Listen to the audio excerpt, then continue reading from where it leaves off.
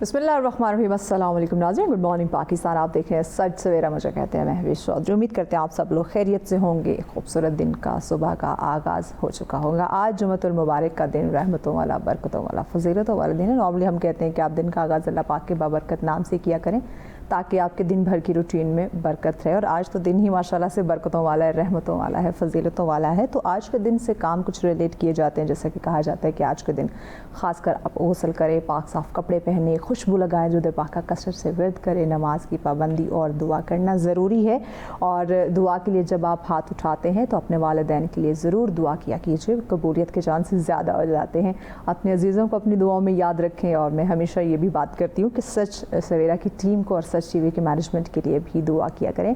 इतने ज़बरदस्त आप लोगों के लिए मौज़ूआत लेकर आते हैं जो हमारी दुनिया और आखिरत दोनों को संवार सकते हैं। और साथ ही साथ ये ज़रूर कहूँगी कि इस मुल्क की अमन और सलामती के लिए भी आप लोग ज़रूर दुआ कीजिएगा और गज़ा और फ़लस्तीन के लोगों को भी अपनी दुआओं में याद रखिएगा।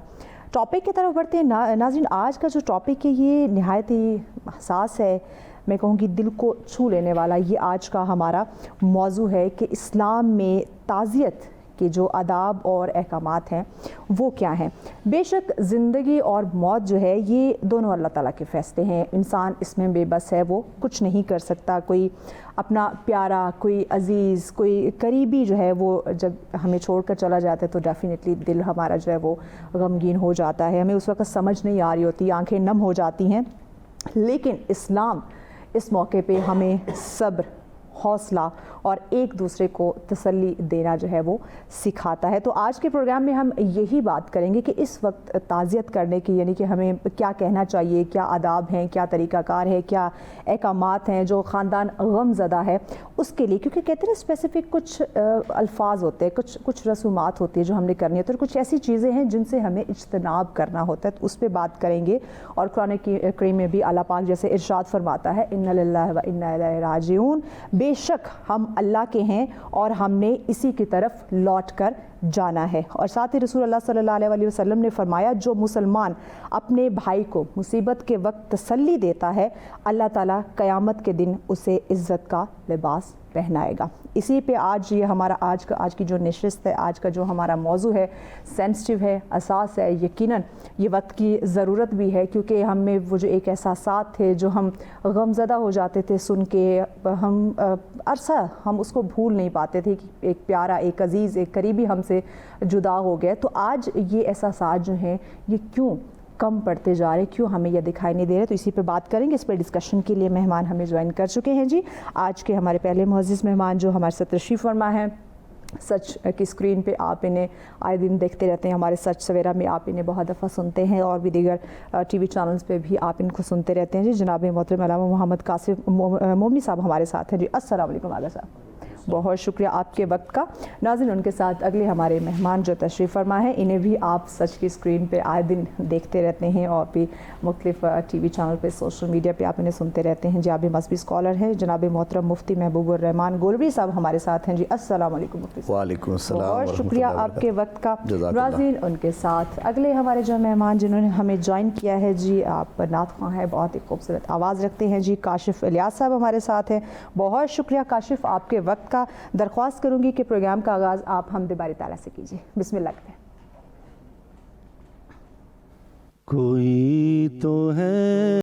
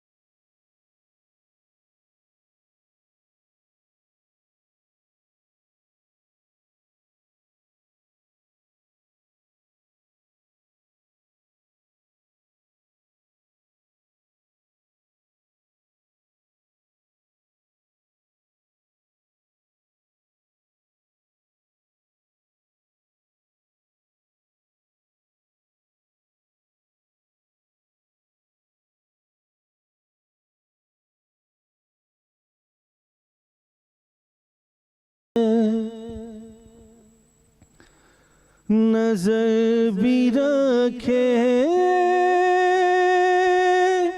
سماتے بھی وہ جان لیتا ہے نیتیں بھی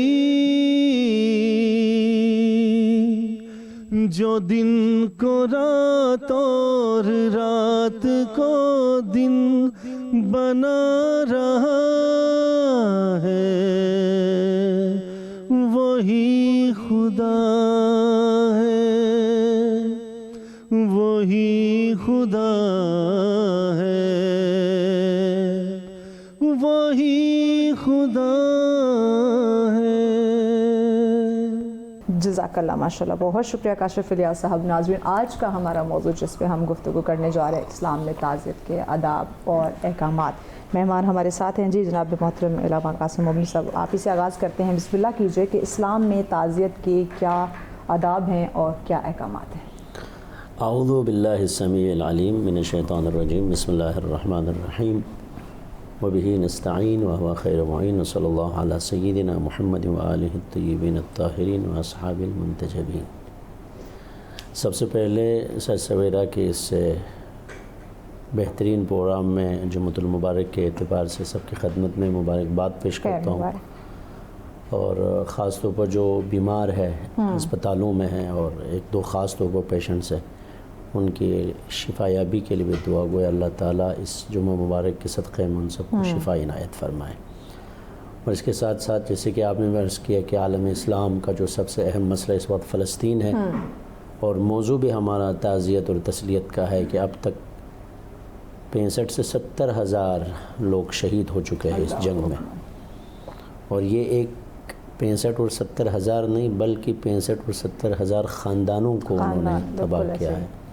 لہٰذا ان تمام مسلمانوں کے شہداء اور ان کے لواحقین اور پورے امت مسلمہ کی خدمت میں تعزیت و تسلیت عرض کرتا ہوں۔ انشاءاللہ پروردگار عالم اشرار کی شر سے مسلمانوں کو نجات عنایت فرمائے، آمین آمین الہی آمین۔ قرآن مجید فرقان حمید کے اندر 3 اہم نکات ہمیں اگر جمع کر لے تو پھر نظر آ جاتی ہیں، اور اس میں سے ایک حصہ عقیدے کے اوپر ہے، دوسرا جو حصہ ہے وہ اخلاق کے اوپر ہے، تیسرا حصہ وہ احکام کے اوپر ہے۔ یعنی مجموعی قرآن جس کے اندر آیات ہے، ان کو اگر تقسیم کر دیا جائے وہ 3 حصوں پر ہے، لیکن یہ جو تعزیت اور تسلیت کا جو پہلو ہے ان تینوں سے ہے، یعنی عقیدتی اعتبار سے بھی ہے، اخلاقی اعتبار سے بھی ہے، اور احکام کے اعتبار سے بھی ہے۔ عقیدتی اعتبار میں خود پروردگار عالم ارشاد فرماتا ہے وَبَشِّرِ الصَّابِرِينَ، بشارت دیجئے صابرین کے لیے، الَّذِينَ اِذَا أَصَابَتْهُمْ مُصِیبَةٌ، صابرین کی پہچان وہ ہے، جس طرح ابھی کیمرہ مین نے مجھے زوم کیا ہوا ہے، ابھی میں دیکھ رہا ہوں اسکرین پہ، لوگ مجھے دیکھ رہے ہیں، اسی طرح پروردگار عالم نے اپنے نور کے کیمرے میں صابرین کو زوم کر دیا ہے۔ سبحان وَبَشِّرِ الصَّابِرِينَ، یہ میرے زوم میں ہے۔ کون لوگ ہیں؟ الَّذِينَ اِذَا أَصَابَتْهُمْ مُصِیبَةٌ، جب بھی ان کے اوپر مصیبت آ جاتی ہے، آ جائے تو قالوا، وہ لوگ یہ کہتے ہیں، یہ کہے ہیں اِنَّا لِلَّهِ وَإِنَّا إِلَيْهِ رَاجِعُونَ۔ یہ جو بشارت کے اندر جو ایک ظریف نقطہ ہے، اس کو یہ جو اِنَّا لِلَّهِ کے لام سے جوڑے نا تو اس کا معنی پیدا ہوگا۔ یہ جو اِنَّا لِلَّهِ وَإِنَّا إِلَيْهِ، یہ للہ جو لام کے ساتھ ہے، یہ عربی گرامر کے اندر وہ ملکیت کا ہے، یعنی بشارت صابرین کے لیے اس لیے ہے کہ وہ جان ہو مال ہو سب خدا کا سمجھتے ہیں۔ بے شک بے شک۔ اِنَّا لِلَّهِ وَإِنَّا إِلَيْهِ رَاجِعُونَ، میں تو خدا کا ہی مال تھا، وہ خود لے کے جا رہا ہے، یعنی جب میں اپنی مرضی سے آیا نہیں ہوں، اس کی مرضی سے آیا ہوں، بے شک، تو اب اسی کی ہی مرضی سے جا رہا ہوں۔ وہ آگے جا کر کسی اور سورہ فجر کے آخری آیت میں بتا دیا، جب صابر بشارت کی اوج پہ جب پہنچ جاتا ہے تو اسے نفس مطمئنہ کا لقب پروردگار دیتا ہے، یا ایتھا النفس المطمئنہ ارجعی الی ربک راضیۃ مرضیہ فادخلی فی عبادی وادخلی वदखुली जन्नती, کہ اے نفس مطمئنہ پلٹ آ، یعنی صبر کی جب انتہا ہو تو اس کے سر کے اوپر نفس مطمئنہ کا تاج آ جاتا ہے، تو خدا خود اپنے پاس اسے پیار سے بلا لیتا ہے۔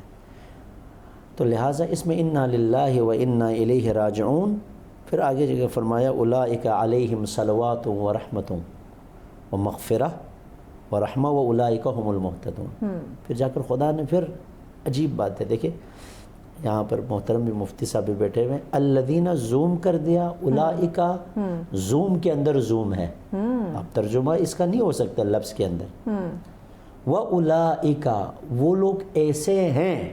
کیا مطلب ہے وہ لوگ ایسے ہیں؟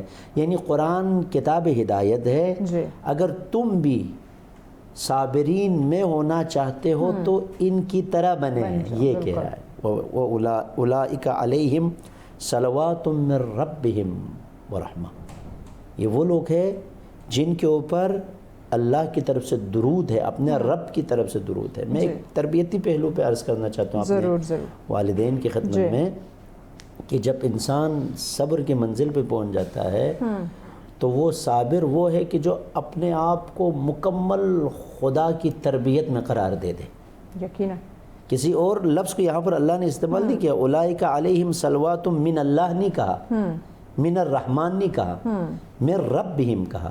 جس طرح ایک ماں مکمل بچے کی تربیت کرنے کے بعد وہ کامیاب ہو جاتا ہے، جس طرح ایک باغبان مکمل ایک پودے کو تربیت اس کی باغبانی کرنے کے بعد وہ پھل دیتا ہے، اسی طرح اس کے پھل جیسے صبر کا پھل میٹھا ہوتا ہے نا، کہا کہ اسی طرح کہ انسان جب حقیقی معنوں میں مصیبتوں پہ صبر کر لیتا ہے تو وہ صابرین کے عظیم پھل کو وہ کھا لیتا ہے۔ یقیناً ماشاءاللہ بڑی خوبصورتی کے ساتھ آپ نے جو ہے موضوع کا آغاز کیا مفتی محبوب الرحمان سے، میں چاہوں گی اسی کو آپ کنٹینیو کریں کہ اسلام میں تہجد کے جو آداب ہیں وہ کیا ہیں۔ بڑی خوبصورتی سے آغا صاحب نے جو ہے اس کا آغاز لیا، جی آپ بھی بسم اللہ کیجیے۔ بسم اللہ والحمدللہ والصلاۃ والسلام علی رسول اللہ، اما بعد فاعوذ باللہ من الشیطان الرجیم، بسم اللہ الرحمن الرحیم، کل نفس ذائقۃ الموت، صدق اللہ مولانا العظیم۔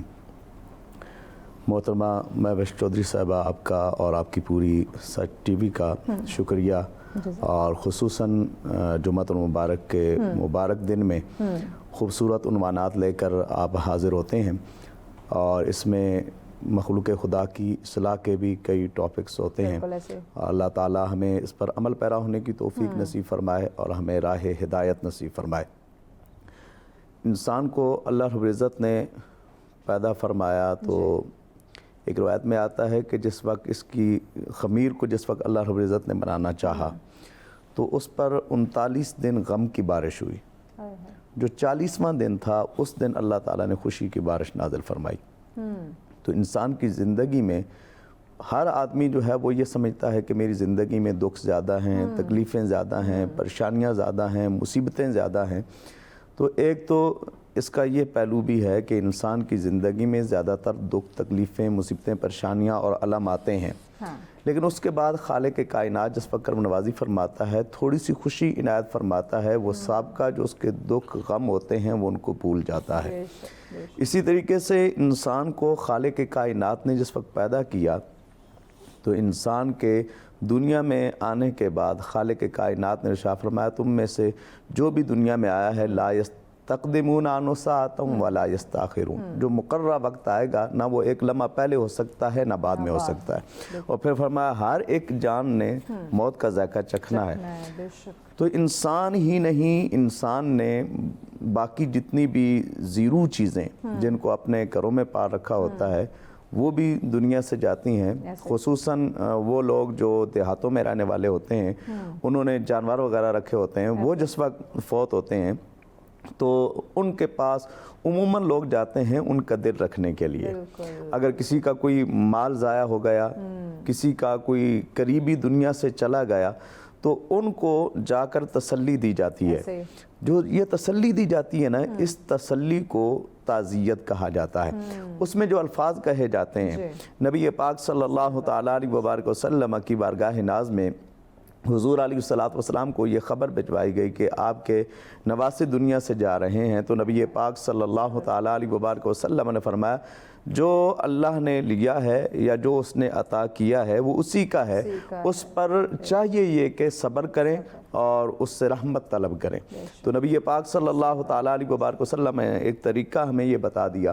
دوسرا، نبی کریم صلی اللہ تعالیٰ علیہ وبارک وسلم کی زوجہ محترمہ حضرت ام سلمہ رضی اللہ تعالیٰ عنہا، آپ فرماتی ہیں یہ رسول کریم صلی اللہ تعالیٰ علیہ وبارک وسلم کی وہ ازواج مطہرات جنہیں خالق کائنات قرآن میں ارشاد فرماتا ہے النبی اولیٰ بالمؤمنین من انفسہم، نبی مومنوں کی جانوں کے قریب ہیں، وازواجہ امہاتہم، اور نبی کی گھر والیاں ایمان والوں کی مائیں ہیں۔ ہمیں اب بریک لینی ہے، بریک کے بعد انشاءاللہ ہم کنٹینیو کرتے ہیں۔ ناظرین ہمارے ساتھ رہیے گا، ملتے ہیں ایک بریک کے بعد۔ ویلکم بیک ناظرین، آپ دیکھ رہے ہیں سچ سویرا۔ آج کا ہمارا موضوع جس پہ ہم گفتگو کر رہے ہیں اسلام میں تعزیت کے آداب اور احکامات کیا ہیں، اس پہ بات کی جا رہی ہے۔ مہمان ہمارے ساتھ موجود ہیں۔ جی جناب محترم مفتی صاحب، آپ اسلام میں تعزیت کے آداب بیان فرما رہے تھے، آپ اپنی بات مکمل کر لیں۔ میں عرض کر رہا تھا حضرت ام سلمہ رضی اللہ تعالیٰ عنہا، آپ کے جو سابقہ شوہر تھے ان کا وصال ہو گیا۔ جب ان کا وصال ہوا تو نبی کریم صلی اللہ تعالیٰ علیہ وبارک وسلم جلوہ گر ہوئے تو آقا علیہ الصلوۃ والسلام نے کچھ الفاظ ایسے سنے جو کہ نامناسب تھے، تو نبی پاک صلی اللہ تعالیٰ علیہ وبارک وسلم نے اس سے منع فرمایا اور فرمایا کہ تم ہمیشہ جب بھی کوئی بات کرو تو اچھی بات کہا کرو، کیونکہ اس کے اوپر فرشتے بھی آمین کہتے ہیں۔ یعنی ایسا کوئی جملہ تمہاری زبان کے اوپر نہ آئے جو اللہ تعالیٰ کی ناشکری پر ہو۔ جیسا کہ میں ایک مثال کے طور پر دیتا ہوں کہ چھوٹے بچے جس وقت دنیا سے جاتے ہیں تو اس وقت عموماً لوگ ناشکری کرتے ہوئے اللہ تعالیٰ کی بارگاہ میں شکایت کرتے ہوئے کہتے ہیں مولا تو نے اسی لینا تھا، یہ ابھی پیدا ہوا، یہ تو نے لے لیا۔ جبکہ نبی پاک صلی اللہ تعالیٰ علیہ وبارک وسلم کا فرمان عالی شان ہے، چھوٹے بچے جو دنیا سے چلے جائیں یا وہ ماں کے پیٹ میں ہی ان کی وفات ہو جائے تو وہ بچے قیامت والے دن رحمان کے عرش کو پکڑ کر اللہ تعالیٰ کی بارگاہ میں التجا کریں گے کہ مولا یہ میرے والدین ہیں، ان کی تو بخش فرما، وہ ان کی شفاعت کریں گے۔ تو نبی پاک صلی اللہ تعالیٰ علیہ وبارک وسلم نے اس طرح کے الفاظ جو اللہ تعالیٰ کی ناشکری پر یا وہ الفاظ جو اللہ تعالیٰ کی جو نعمت اس نے دی ہوئی ہے، یہ موت بھی ایک نعمت ہے، الذی خلق الموت والحیات، پہلے موت کا ذکر کیا پھر حیات کا ذکر کیا کہ اللہ وہ ذات ہے جس نے تمہارے لیے موت کو بنایا اور زندگی کو بنایا۔ یہ موت اگر نہ ہوتی تو ہو سکتا ہے کہ آخری ایام میں جب بندہ چلنے پھرنے کے قابل نہیں ہوتا تو اس وقت وہ کہاں جاتا۔ تو یہ بھی اللہ تعالیٰ کی ایک رحمت ہے۔ تو اس کے اوپر ناشکری کے الفاظ یا وہ الفاظ جو اللہ تعالیٰ کی نافرمانی پہ مبنی ہوں ایسے نہیں کہنے چاہیے۔ ہاں یہ ہے کہ انسان کی آنکھوں میں اشک آ جاتے ہیں۔ نبی پاک صلی اللہ تعالیٰ علیہ وبارک وسلم کے لخت جگر حضرت ابراہیم علیہ السلام، آپ کا جس وقت وصال با کمال ہوا تو نبی پاک صلی اللہ تعالیٰ علیہ وبارک وسلم کی چشمان مبارک میں اشک آئے تو آقا علیہ السلام سے پوچھا گیا یا نبی اللہ آپ بھی روتے ہیں، آپ کی آنکھوں میں اشک آتے ہیں؟ تو آقا علیہ السلام نے فرمایا یہ اللہ تعالیٰ کی رحمت سے ہے، یہ رحمت الہی ہے جس کو اللہ تعالیٰ یہ نصیب فرما دے۔ تو اس سے یہ پتہ چلا کہ جب کوئی دنیا سے جانے والا جاتا ہے اس سے رونا بھی انسان کو آتا ہے، آنکھوں میں اشک بھی آتے ہیں، لیکن اس کے ساتھ یہ نہیں ہونا چاہیے کہ زبان کے اوپر کوئی ایسے الفاظ آئیں جس میں اللہ کی ناشکری ہو۔ تو جو بندہ جانے والا ہوتا ہے، تعزیت کرنے والا، اس کے اوپر بھی یہ لازم ہوتا ہے وہ جا کر کہے کہ اللہ تعالیٰ نے آپ سے آپ کے والد کا سایہ لے لیا، اس نے عطا کیا، والدہ کا سایہ آپ کے سر سے اٹھ گیا تو اللہ تعالیٰ آپ کو صبر عطا فرمائے، آپ کے والدین کو اللہ تعالیٰ جنت نصیب فرمائے۔ یہ ایسے دعائیہ جملے کہے کہ جس کے ساتھ اس کے دل کو تسلی آئے۔ تو یہ نبی کریم صلی اللہ تعالیٰ علیہ وبارک وسلم کا بھی معمول تھا۔ حضور علیہ السلام نے ایک تعزیت جو خالق کائنات نے فرمائی ہے اس کو بیان فرمایا۔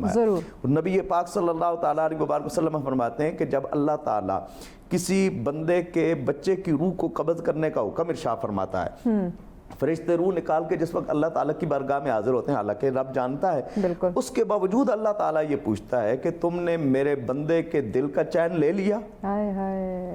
وہ عرض کرتے ہیں ہاں مولا، ہم نے اس کی روح نکال لی اور اس کی روح کو نکال کر ہم حاضر ہو گئے۔ تو اللہ تعالیٰ ارشاد فرماتا ہے یہ بتاؤ میرا بندہ کیا کہہ رہا تھا؟ تو اس پر جو حدیث مبارکہ کے الفاظ ملتے ہیں، نبی پاک صلی اللہ تعالیٰ علیہ وبارک وسلم فرماتے ہیں فرشتے عرض کریں گے مولا وہ تیری حمد بیان کر رہا تھا، الحمدللہ کہہ رہا تھا، مولا تیرا شکر ہے، دیا بھی تو نے، لے بھی تو نے لیا، اور اس کے اوپر وسترجع، اور کیا کر رہا تھا؟ انا للہ و انا الیہ راجعون پڑھ رہا تھا۔ تو نبی پاک सल्लल्लाहु ताला अलैहि वसल्लम फरमाते हैं अल्लाह उन फरिश्तों से फरमाएगा, हाँ फरिश्तों गवाह हो जाओ मैंने अपने बंदे की बख्शिश फरमा दी है। तो अल्लाह रब्बुल इज़्ज़त अपने बंदों के साथ इतना प्यार करता है कि जब उनकी औलाद में से किसी की रूह निकाली जाती है तो अल्लाह ताला भी ताज़ियत फरमाता है। नबी पाक सल्लल्लाहु ताला अलैहि वसल्लम जिस वक्त कहीं तशरीफ़ ले जाते, हुज़ूर अलैहिस्सलाम पूछते कि फ़लाँ शख्स कहाँ पर है। जब पता चलता है कि उसका विसाल हो गया तो हुज़ूर अलैहिस्सलाम उसकी खूबियाँ बयान फरमाते। यहाँ तक कि नबी पाक सल्लल्लाहु ताला अलैहि वसल्लम के हवाले से मिलता है कि कई सहाबा कुब्बार रिज़वानुल्लाह ताला अलैहिम अजमईन उनके पास जिस वक्त हुज़ूर अलैहिस्सलाम ताज़ियत के लिए तशरीफ़ ले जाते हैं, पता चलता है कि उनका विसाल हुआ है, तो आका अलैहिस्सलाम की अश्कों, आपकी चश्माने मुबारक में, आपकी आंखों में अश्क जारी होते हैं और आका अलैहिस्सलाम रो कर गम का इजहार फरमाते।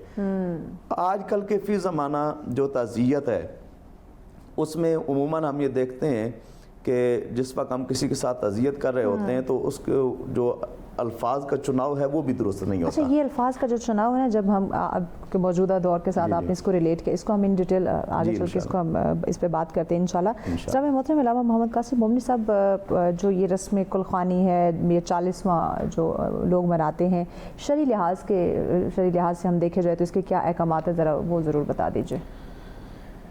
इस्लाम एक मुकम्मल ज़ाबिता हयात है। उसके अंदर अगर आप देख कर आएँ तो तारीख़ के अंदर अल्लाह के रसूल सल्लल्लाहु अलैहि वसल्लम ने कुछ चीज़ें लेकर आए, कुछ चीज़ें थी उनकी तायीद करवाई है। उसमें से ये जो खाने काबा के जो गिर चक्कर जो लगाते हैं तवाफ़, ये तशरीई नहीं है, ये इम्ज़ाई है। मतलब ये है कि अल्लाह की तरफ से इस तरफ आप तवाफ़ करें, ये पहले तवाफ़ करते थे लोग। अच्छा, हाँ, यानी सिलसिला कुछ चीज़ें ऐसी है कि जो पहले से थे, अल्लाह को वो पसंद आ गई, उनको तायीद कर दी। कुछ चीज़ें नहीं थी, उनको परवरदिगार ने रसूलुल्लाह की तरफ से भेजा है। उसे इस्तिलाह इल्मी में एक होते तशरीई, एक होते इम्ज़ाई। यानी मुआशरे के अंदर जो अच्छी चीज़ें होती है, अक़ली तौर पर, अक़ल के एतबार से, शऊर के एतबार से, बसीरत के एतबार से, जिसे आम फहम कहते हैं, उर्फ़ आम के एतबार से एक चीज़ अच्छी है। और वो चीज़ इसलिए अच्छी होती है कि उसकी जोग्राफियाई एतबार से उसका एक लेन देन होता है। माज़रत के साथ अगर कोई रूस या अंटार्कटिका या ऐसी जगह पे जहाँ पर 50-60 की सर्दी हो तो वहाँ पर पजामे को ऊपर करके कैसे बैठ सकते हैं? वहाँ तो फिर जूते पहनने पड़ेंगे, मोज़े पहनने पड़ेंगे।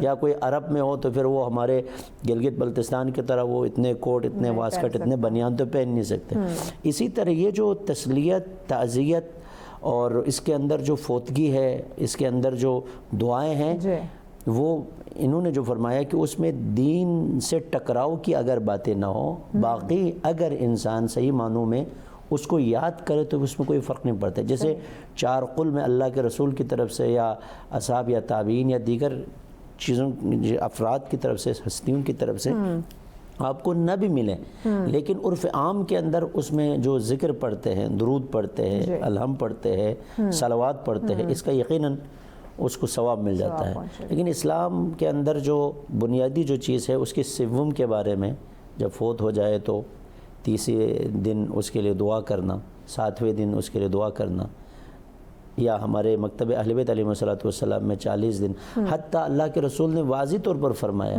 इरहमू अमवातकुम बिस्सदक़ा, अपने मुर्दों पर एहसान करो, रहम करो सदक़ात के ज़रिए से। हत्ता वहाँ पर आपने अपने दस्त मुबारक से एक खजूर का दाना उठाया। यानी दुआओं से ज़्यादा मरहूम के लिए जो सबसे पहले कब्र में मिलने वाली जो चीज़ है वो उसके लिए सदका है। और रिवायत के अंदर ये है कि अगर सदका न हो फिर जाकर नमाज पढ़नी है वहशत क़ब्र। लिहाजा ये जितने भी चीज़ें हैं इस आलम के अंदर मरहूम से मुताल्लिक़, वो इंसान की फितरी तकाज़ा है। फितरत इंसान के अंदर गम और खुशी है। यकीनी बात है कि वो आपके साथ रहे हैं, आपके साथ खाए हैं, आपके साथ दस्तरखान पे बैठे हैं, उसकी खुशी और आपके गम एक साथ चले हैं। तो एक मरतबा अचानक वो बंदा जब चला जाता है ऐसे, और वो वापस आना भी नहीं है उसने इस दुनिया में, तो यकीनी बात है कि वो ज़्यादा डिस्टर्ब हो जाता है। ऐसे आप जानते हैं कि फ़िक़्ह का फ़लसफ़ा क्या है? फ़िक़्ह का फ़लसफ़ा ये है कि इंसान की ज़िंदगी के अंदर وہ بیلنس پیدا کر دیتی ہے. یقیناً جب کوئی بندہ، کوئی خاتون، کوئی مرد جب اس کے گھر میں حادثہ ہو، جیسے آپ دیکھ لیجیے فلسطین کے اندر کتنے ڈسٹرب ہے. اب پوری دنیا کی طرف یہ لوگ دیکھ رہے ہیں، کچھ لوگ مالی طور پر، جانی طور پر، فکری طور پر، حتیٰ جب مسجدوں کے اندر ان کے لیے دعائیں کرتے ہیں تو وہ لوگ آرام ہو جاتے ہیں. لہٰذا ہر شخص یہ جو تعزیت اور تسلیت کے اعتبار سے اس کی جو ذمہ داری بنتی ہے، تعلیم و تربیت سے لے کر، گھروں سے لے کر، آپ کی یونیورسٹی سے لے کر، آپ کی جیسے ماشاءاللہ سے ابھی ہم نے سچ کا جو ایک پروگرام ہے یا دیگر جو اور بھی سیاسی پروگرام ہے، نیوز ہے، ان سب میں ایک اعتبار سے تسلیت بیان کر رہے ہوتے ہیں تاکہ ان کو حوصلہ ملے، تاکہ اس عالم سے اس عالم میں جانے کے لیے اس کے لیے آسانی ہو جائے. لہٰذا اس کے اندر بھی آداب ہے، اس کو پڑھنے کے بھی طریقے ہیں. صحیح. جب تک اس بر صغیر کے اندر آپ صوفیاء کرام کو نہیں دیکھیں گے اس وقت تک آپ کو یہ بات سمجھ میں نہیں آئے گی. ایسے ہی ہے. آپ جب صوفیاء کرام کو، اولیاء اللہ کو، جو زندوں اور مردوں کے دونوں اعتبار سے ان کے حق کو ادا کرنے والے تھے، ان کو جب تک آپ نہیں سمجھیں گے، یہ جو خشک عقیدہ جو ہے کہ نہیں جی یہ بدعت ہے، وہ بدعت ہے، یہ انہوں نے انجام نہیں دیے، وہ بھی انجام نہیں دیے، تو یہ ایک جملہ آپ کی خدمت میں عرض کروں. اور جو ہمیں پسند آئے کہے کہ یہ بدعت حسنہ ہے، جو پسند نہ آئے وہ بدعت سیئہ ہے. اس کا معیار اور ملاک جو ہے وہ انسانی، اسلامی اور قرآنی ہونا چاہیے. صحیح. اور بدعت کی تعریف میں بتا دوں تاکہ ہمارے لوگوں کو سمجھ میں آ جائے. کوئی بھی جب قل پڑھ رہے ہو یا رسم قل کر رہے ہو تو یہ نہیں ہے کہ یہ دین کے اندر ہے، میں اس کے اندر دین کے اندر شامل کر رہا ہوں، اگر کوئی قل نہ پڑھے تو پھر اللہ نہ کرے اس کے اوپر عذاب ہوگا یا میں دین سے خارج ہو جاؤں گا. نہیں، رسم قل ہو، کوئی بھی دعا ہو، یہ اس لیے پڑھتے ہیں تاکہ اس کو ثواب ملے، نہ کہ اس کو دین میں داخل کر دیا جائے. یہ بہت اہم نقطہ ہے. یعنی بدعت کی تعریف اور بدعت کی ڈیفینیشن یہ ہے کہ جو دین میں نہ ہو. آیا قل هو اللہ دین میں نہیں ہے؟ معذرت چاہتا ہوں. الحمدللہ دین میں نہیں ہے. یہ جو صلوات دین میں نہیں ہے. یہ سب دین میں ہے، لیکن جو چیز دین میں نہیں ہے اس کو دین میں شامل کرنا، اور جو چیز دین میں نہیں ہے، دین میں ہے، اس کو خارج کرنا. جیسے کہا کہ کوئی ایسی باتیں وہاں پر کر دی جائے جو دین کے منافی ہو تو وہ بدعت ہے. لیکن جو قل پڑھتے ہیں، صلوات پڑھتے ہیں، ذکر پڑھتے ہیں، یہ سب دین میں شامل ہیں. ہاں، ہر علاقے کے اعتبار سے اپنے رسم و رواج ہے، اس کے اعتبار سے اس کو بیان کرنے میں یقیناً ثواب ہے. اس کو فقہ اہل بیت کے اندر قصد رجا کہتے ہیں. یعنی دنیا امید پہ قائم ہے، اور یہ جو دنیا کی جو امید ہے اس کا جو حقیقی پروردگار جو ہے وہ انسان کے دل میں اس بات کو سمجھاتا ہے کہ اگر تم کرو گے تو پھر ممکن ہے کہ تمہیں پروردگار اجر دے. اسی سے دنیا کا نظام چلے. بے شک بے شک اجر و ثواب ملے گا. جناب محترم مفتی محبوب الرحمان صاحب، ایک کل کی تقریب جو رسم ہوتی ہے یا 40واں ہوتا ہے، اس میں جو لنگر یا نیاز کا جو اہتمام کیا جاتا ہے، کیا شرعی اعتبار سے یہ جائز ہے؟ اگر جائز ہے تو کس حد تک؟ میں اس حوالے سے سب سے پہلی چیز تو یہ عرض کرنا چاہوں گا، نبی کریم صلی اللہ تعالیٰ علیہ وبارک وسلم کا فرمان عالی شان ہے، جس وقت بندہ فوت ہوتا ہے، اذا مات الانسان انقطع عنہ عملہ، جب انسان فوت ہوتا ہے تو اس کا عمل اس سے منقطع ہو جاتا ہے. لیکن 3 اعمال نبی پاک صلی اللہ تعالیٰ علیہ وبارک وسلم نے ایسے بیان فرمائے کہ جو اس کے بعد بھی جاری رہتے ہیں. ان میں سے ایک نبی پاک صلی اللہ تعالیٰ علیہ وبارک وسلم نے فرمایا صدقۃ جاریہ. ایک چیز ہے صدقہ جاریہ. مثال کے طور پر کوئی آدمی مسجد بنا دیتا ہے، پل بنا دیتا ہے، کنواں کھدوا دیتا ہے، جس سے لوگ ہمیشہ فائدہ حاصل کرتے رہیں، تو یہ صدقہ جاریہ ہے. یعنی کوئی ایسا عمل کر دینا جس سے لوگوں کو فائدہ ملتا رہے. ٹھیک ہو گیا. دوسرا نبی پاک صلی اللہ تعالیٰ علیہ وبارک وسلم نے فرمایا او علم ينتفع به، یا ایسا علم جس سے نفع حاصل کیا جائے. اب چاہے وہ کل کی محفل ہو، چاہے 40ویں کی ہو، چاہے سالانہ کی ہو، چاہے کوئی بھی محفل ہو، اس میں ہوتا کیا ہے؟ ایک ہوتا ہے تلاوت کلام پاک. جس آدمی نے تلاوت کلام پاک سنی، نبی پاک صلی اللہ تعالیٰ علیہ وبارک وسلم کا فرمان عالی شان ہے من استمع آیۃ من کتاب اللہ فلہ اجر مضاعف. جو آدمی ایک آیت سنتا ہے اس کو 2 اجر ملتا ہے. اسی طریقے سے قرآن خوانی کرنے والا، جو رشتہ داروں کو آپ بلاتے ہیں، حفاظ کو بلاتے ہیں، وہ آ کر قرآن پاک کی آیات کی تلاوت کرتے ہیں. تو قرآن پاک کی آیت کی تلاوت کرنے والا ایک آیت بھی اگر کوئی پڑھے تو نبی پاک صلی اللہ تعالیٰ علیہ وبارک وسلم کا فرمان عالیشان ہے، من قرأ آیۃ من کتاب اللہ فلہ نور یوم القیامہ. جو آدمی ایک آیت بھی پڑھے گا اسے قیامت والے دن نور ملے گا. ہم تو الحمدللہ ماننے والے ہیں، اور ہم تو یوں کہتے ہیں نور آنکھوں میں تو چہروں پہ اجالے ہوں گے، مصطفیٰ والوں کے انداز نرالے ہوں گے. اور امتی وہ ہیں جنہیں ان کی شفاعت پہ یقین، وہ جو منکر ہیں جہنم کے حوالے ہوں گے. ان کی ہر صفت ہے جب کہ اعجاز نصیر، نعت گوئی کے بھی انداز نرالے ہوں گے. ایک ہے تلاوت کلام پاک، چاہے وہ تلاوت کرنے والا ہے چاہے سننے والا ہے، اس کے اوپر بھی اجر ملتا ہے. صحیح. اب جس وقت تلاوت کلام پاک کی جاتی ہے تو اس میں جو قرآن پاک کے مفاہیم کو سمجھنے والا ہوتا ہے، اس کے ذہن میں ایک نیا نقطہ آتا ہے. اچھا، یہ مزید یہ کون کون سے نقطے آتے ہیں اور کس طرح سے یہ اہتمام کرنا چاہیے؟ بریک لینی، بریک کے بعد آپ اس کو ان ڈیٹیل مزید کنٹینیو کیجیے گا. ناظرین ہمارے ساتھ رہیں، ملتے ہیں بریک کے بعد. ویلکم بیک ناظرین، آپ دیکھ رہے ہیں سچ سویرا. آج کا ہمارا موضوع جس پہ ہم بات کر رہے ہیں، اسلام میں تعزیت کے آداب اور احکامات. بہت ہی حساس، بہت ہی امپورٹنٹ یہ موضوع ہے، وقت کی ضرورت ہے جس پہ ہم گفتگو کر رہے ہیں. مہمان ہمارے ساتھ موجود ہیں. جی جناب محترم مفتی صاحب، آپ بیان فرما رہے تھے کہ یہ جو ہم جو رسم کل ہے یا 40ویں پہ جو لنگر یا نیاز کا اہتمام کرتے ہیں وہ کتنا جائز اور کیا ہمیں کرنا چاہیے، بات مکمل کر لیں. تو میں اس حوالے سے عرض کر رہا تھا، جو قرآن حکیم کی تلاوت ہوتی ہے تو اس پر بھی اللہ رب العزت اجر و ثواب عنایت فرماتا ہے.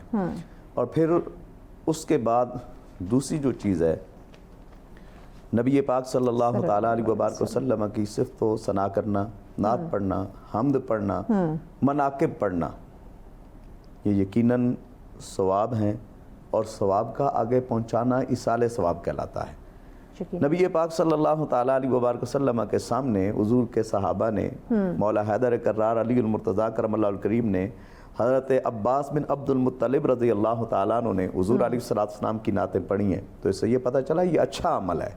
اور نبی پاک صلی اللہ تعالیٰ علیہ وبارک وسلم کی صفت و ثنا کرنا، حضور کی اہل بیت اطہار کی عظمت و شان بیان کرنا، حضور کے صحابہ کی عظمت و شان بیان کرنا، یہ بھی علم کے وہ موتی ہوتے ہیں جن کو کبھی شاعر شعروں کی صورت میں اور کبھی علماء ان کو نثر کی صورت میں بیان کرتے ہیں. یقیناً واعظ جو ہوتا ہے اس میں قرآن حکیم، تفسیر، احادیث مصطفیٰ بیان کی جاتی ہیں. تو چاہے آپ کل کرتے ہیں، چاہے 40واں ہے، چاہے 7واں ہے، چاہے جو نام بھی آپ اس کو دیں، چاہے اس کو برسی کا نام دیں، جو بھی ہوتا ہے اس کے اندر اعمال صالحہ کیے جاتے ہیں، اور اعمال صالحہ کا ثواب اس دنیا سے جانے والوں کو پہنچتا ہے. تو حضور نے فرمایا دوسری چیز یہ ہے کہ عمل صالح او عمل صالح او علم ينتفع بھی، نیک عمل جس سے لوگ کا ایسا علم ہو جس سے لوگ نفع حاصل کرتے رہیں. تیسری چیز ہے او ولد صالح يدعو له، نیک اولاد جو ان کے لیے دعا کرتی رہے. بالکل. اب جو نیک اولاد ہے اس کے لیے دعا. اچھا، فی زمانہ ایک تھوڑی سی پریشانی یہ بھی بنتی ہے کہ اگر ایک غریب آدمی ہے، وہ یہ سمجھتا ہے کہ میں اگر یہ نہیں کروں گا تو لوگ میری باتیں کریں گے اور میرا ناک کٹ جائے گا. یہ ایسا کرنا بھی درست نہیں ہے. کسی سے ادھار لے کر کوئی آدمی اپنے مہمانوں کو بلائے اور ان کی ضیافت کرے. مہمان کی مہمان نوازی، اس کی ضیافت کرنا جو آپ کے پاس جو اللہ نے گنجائش دی ہے اس کے مطابق کی جائے. اگر آپ اس کی ضیافت ایک پانی کے گلاس سے کر سکتے ہیں تو وہ بھی آپ اس کی کر دیں. ایک کھجور اگر اس کو کھلا سکتے ہیں وہ بھی آپ کی جانب سے ضیافت ہے. اور نبی پاک صلی اللہ تعالیٰ علیہ وبارک وسلم کے گھر میں کئی مرتبہ سائلین آتے تو حضور علیہ السلام کے کاشانہ مبارک سے ایک کھجور بھی مل جایا کرتی تھی، پانی بھی مل جایا کرتا تھا. تو اس سے یہ پتہ چلا کہ ضیافت جو ہے وہ انسان کی اپنی استعداد کے مطابق ہوتی ہے. یہ نہیں کہ آپ قرض لے کر پھر جو ہے آپ بڑا کوئی محفل کا سما کریں اور لوگوں کو بلائیں. ایسا کرنا درست نہیں. ہاں، اگر اللہ نے آپ کو استطاعت دی ہے تو پھر آپ جو ہے بلائیں لوگوں کو، ان کو انوائٹ کریں، وہ دعا کے اندر شامل ہوں. اور نبی پاک صلی اللہ تعالیٰ علیہ وبارک وسلم کا فرمانے علی شان ہے ان اللہ حیی کریم یستحیی من عبدہ ان یرد یدیہ ما صفرا. اللہ بڑا حیادار ہے، بڑا کریم ہے، وہ کرم نوازی فرمانے والا ہے. رب کو اس بات سے حیا آتی ہے کہ وہ اپنے بندے کے ہاتھوں کو خالی واپس لوٹائے. رب کسی کے ہاتھوں کو خالی نہیں لوٹنے دیتا. جب ایک بندے کا ہاتھ خالی نہیں لوٹے گا، آپ علماء کو بلائیں گے، ثناخانوں کو بلائیں گے اور بزرگوں کو بلائیں گے، وہ جس وقت ہاتھ اٹھائیں گے، ایک کا ہاتھ واپس نہیں خالی لوٹتا تو سب کا ہاتھ کیا اللہ تعالیٰ خالی لوٹائے گا؟ ایسا کبھی نہیں ہو سکتا. تو یہ اولاد اہتمام کرتی ہے اپنے والدین کے لیے. تو حضور نے فرمایا نیک اولاد ہو جو اپنے والدین کے لیے دعا کرتی رہے. تو اسی طریقے سے حسنین کریمین علیہم السلام ان شخصیات کے حوالے سے ملتا ہے کہ مولا حیدر کرار علی المرتضیٰ شیر خدا کرم اللہ وجہ الکریم کی شہادت با کمال کے بعد ان کی جانب سے حسنین کریمین صدقہ فرمایا کرتے تھے.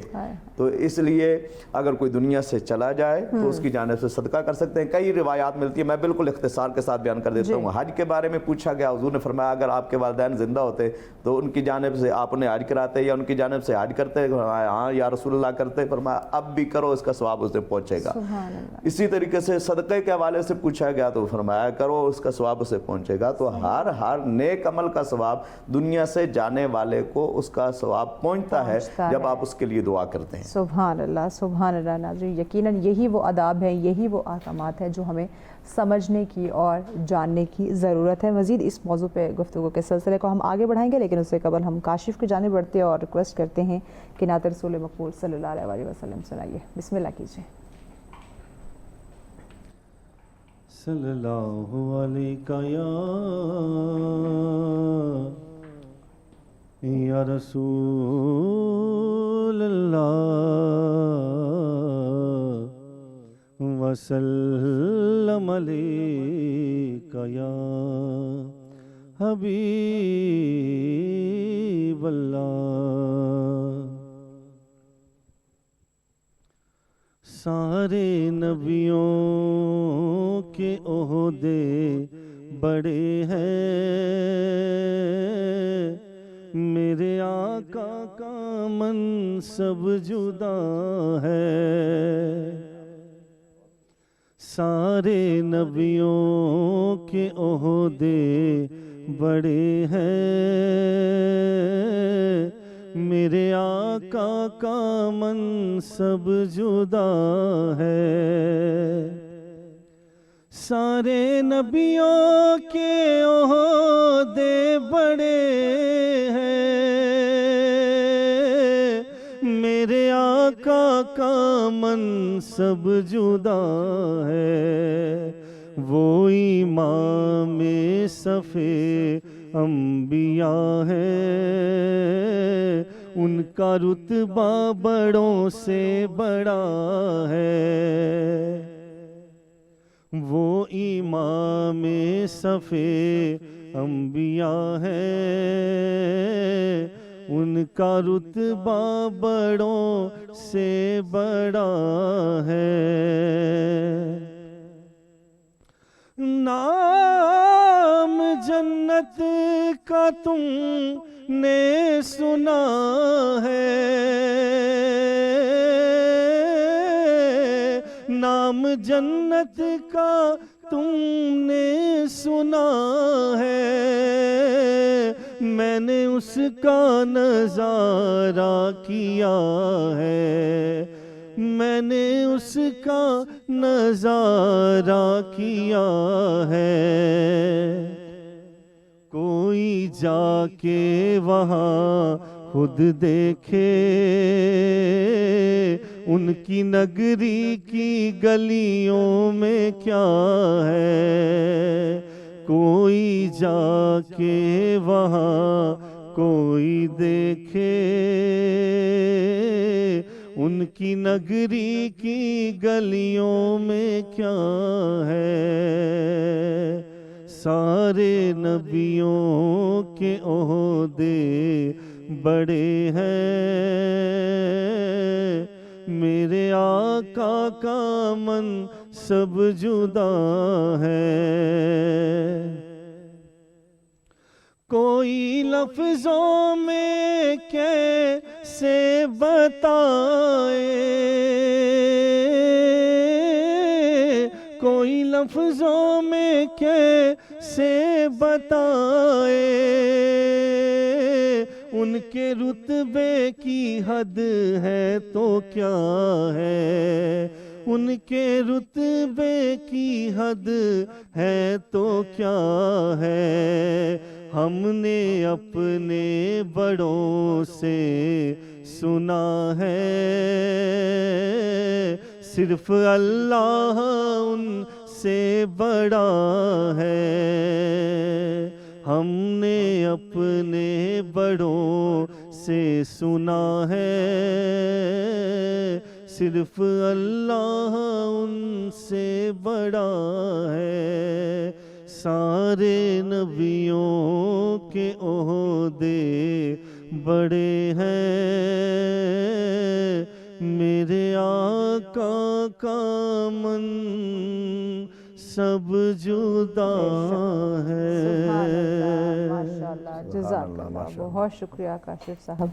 جناب محترم علامہ محمد قاسم مومنی صاحب، غم زدہ خاندان کے ساتھ تعاون ہم کیسے کریں؟ اس سے قبل مفتی صاحب فرما رہے تھے کہ لوگ کیا کہیں گے، مجھے بڑھ چڑھ کے جو ہے اہتمام کرنا ہے، اگر جو ہے رسم کل ہے، 40واں ہے، تو لوگوں کے معاملے میں یعنی کہ ہمیں اب وہ خاندان آلریڈی غم زدہ ہے، اس کا عزیز، اس کا پیارا جو ہے وہ اس سے جدا ہو گئے، اب ہمارا کیا فرض بنتا ہے، ہم کیسے ان کے ساتھ تعاون کریں؟ سب سے پہلے وہ جو غم کی جو فضا ہے اس کو سمجھنے کی ضرورت ہے۔ غم کی جب فضا انسان کے اوپر غالب آ جاتی ہے تو اس صورت میں اہمیت انسان کو یہ بات بتاتی ہے کہ اس گھر میں کیا حادثہ ہوا ہے۔ ایسے لہٰذا سب سے پہلے اسلام کے اعتبار سے دیکھیں تو پھر یہ جو تعزیت، تسلیت اور یہ تجہیز و تکفین کو واجب کفائی قرار دیا ہے۔ واجب کفائی سے مراد یہ ہے کہ اگر کسی کو یہ بات معلوم ہو جائے کہ کوئی خاتون یا کوئی مرد یا کوئی بچہ اگر فوت ہوا ہے تو اس کو دفن کرنا واجب ہے، اور اگر جب تک وہ دفن نہ ہو وہ سارے لوگ گنہگار رہیں گے۔ اللہ، ہاں اس میں سے اگر ایک بندے نے اس کو دفن کر دیا تو پھر وہ واجب اس کے لوگوں کے، دوسرے لوگوں کے یعنی سروں سے وہ واجب اٹھ جائے گا۔ صحیح۔ لہٰذا کہنے کا مطلب یہ کہ یہ جو معاملہ ہے بہت سنجیدہ معاملہ ہے، بالکل ایسے، اور یہ واجب کفائی ہے، اور انسانی رابطے کے اندر یہ جو بندہ آپ کے ساتھ تھا یہ دنیا سے چلا گیا ہے تو اس کو ذرا پیار سے رخصت کروانا ہے۔ جیسے دلہن کو ہاں جی سجایا جاتا ہے، ایک اعتبار سے بنا سنگار کر کے اس کو گھر بھیجا جاتا ہے مثال کے طور پر، اسی طرح یہ بھی ایک اعتبار سے ایک دنیا سے دوسری دنیا کی طرف جا رہے ہیں۔ ہم دوسروں کی طرف تو نہیں ہے کہ جو آپ کو پتہ ہے کہ اگر کوئی فوت ہو جائے تو پھر ہاں جی فوت ہو گیا تو پھر آپ اتنا اس کا کتنا ٹیکس ہوگا، اس کو کہاں دفنانا ہے، صرف تم پرچی بھیج دو، پھر وہ پرچی بھیج دیتے۔ آپ دیکھ لیجئے دنیا کے اندر کہ آپ کے ابا ہے وہ فوت ہو گئے ہیں، ہم نے ان کو لیا ہے، ان کو دفن کر دیا ہے۔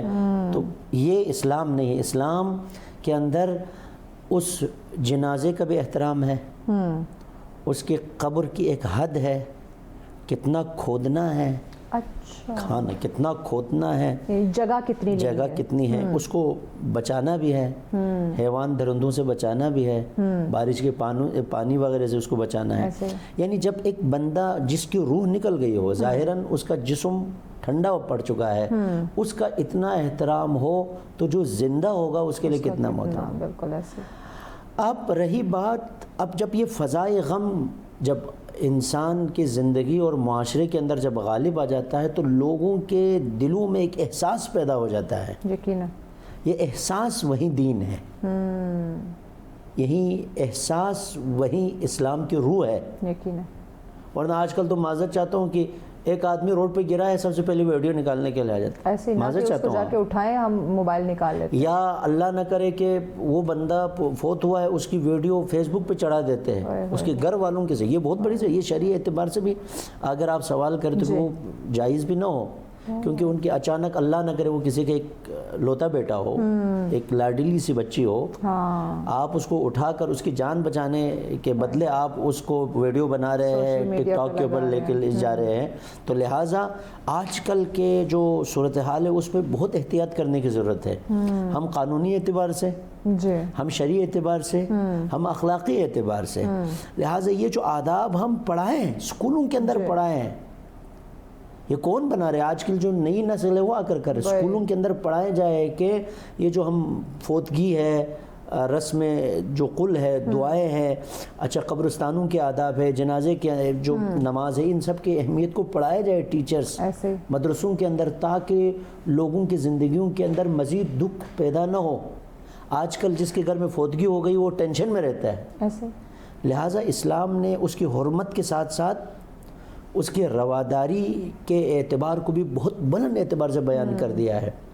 حتیٰ میں روایت دیکھ رہا تھا اپنے ماجہ کے اندر، یہ روایت ہے کہ رسول اللہ اپنے اصحاب کے ساتھ جا رہے تھے تو ایک خاتون کو دیکھا، اور انہوں نے جب سلام کر کے جب آگے تو وہ جناب فاطمۃ الزہرا تھی، وہ پاس میں ان کے کوئی انتقال کر گئے تھے، تو وہاں پر تسلیت کے لیے گئے تھے. وہاں پر پوچھا کہ آپ کہاں گئے؟ تو انہوں نے عرض کیا یا ابتا، میں اس گھر میں تسلیت اور تعزیت کے لیے گئی تھی.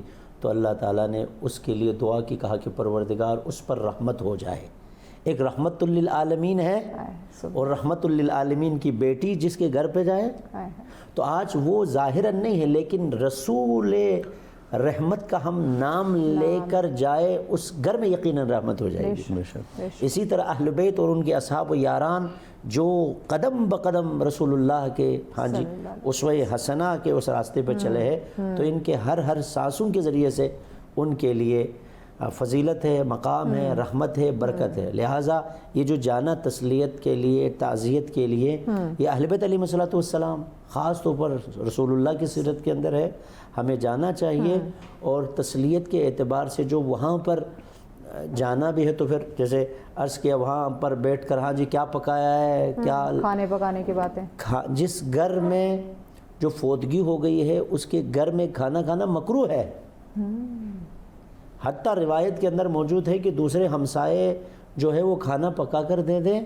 صرف ایک استثناء کر دی گئی ہے، وہ یہ ہے کہ اگر اس کے دور سے مہمان آ جائے تو پھر پکا سکتے، اس کے لیے اس کو پکائے. ہم تو وہاں پر معذرت کے ساتھ پورے گاؤں چلے جاتے ہیں، اس کو مجبور کیا جاتا ہے.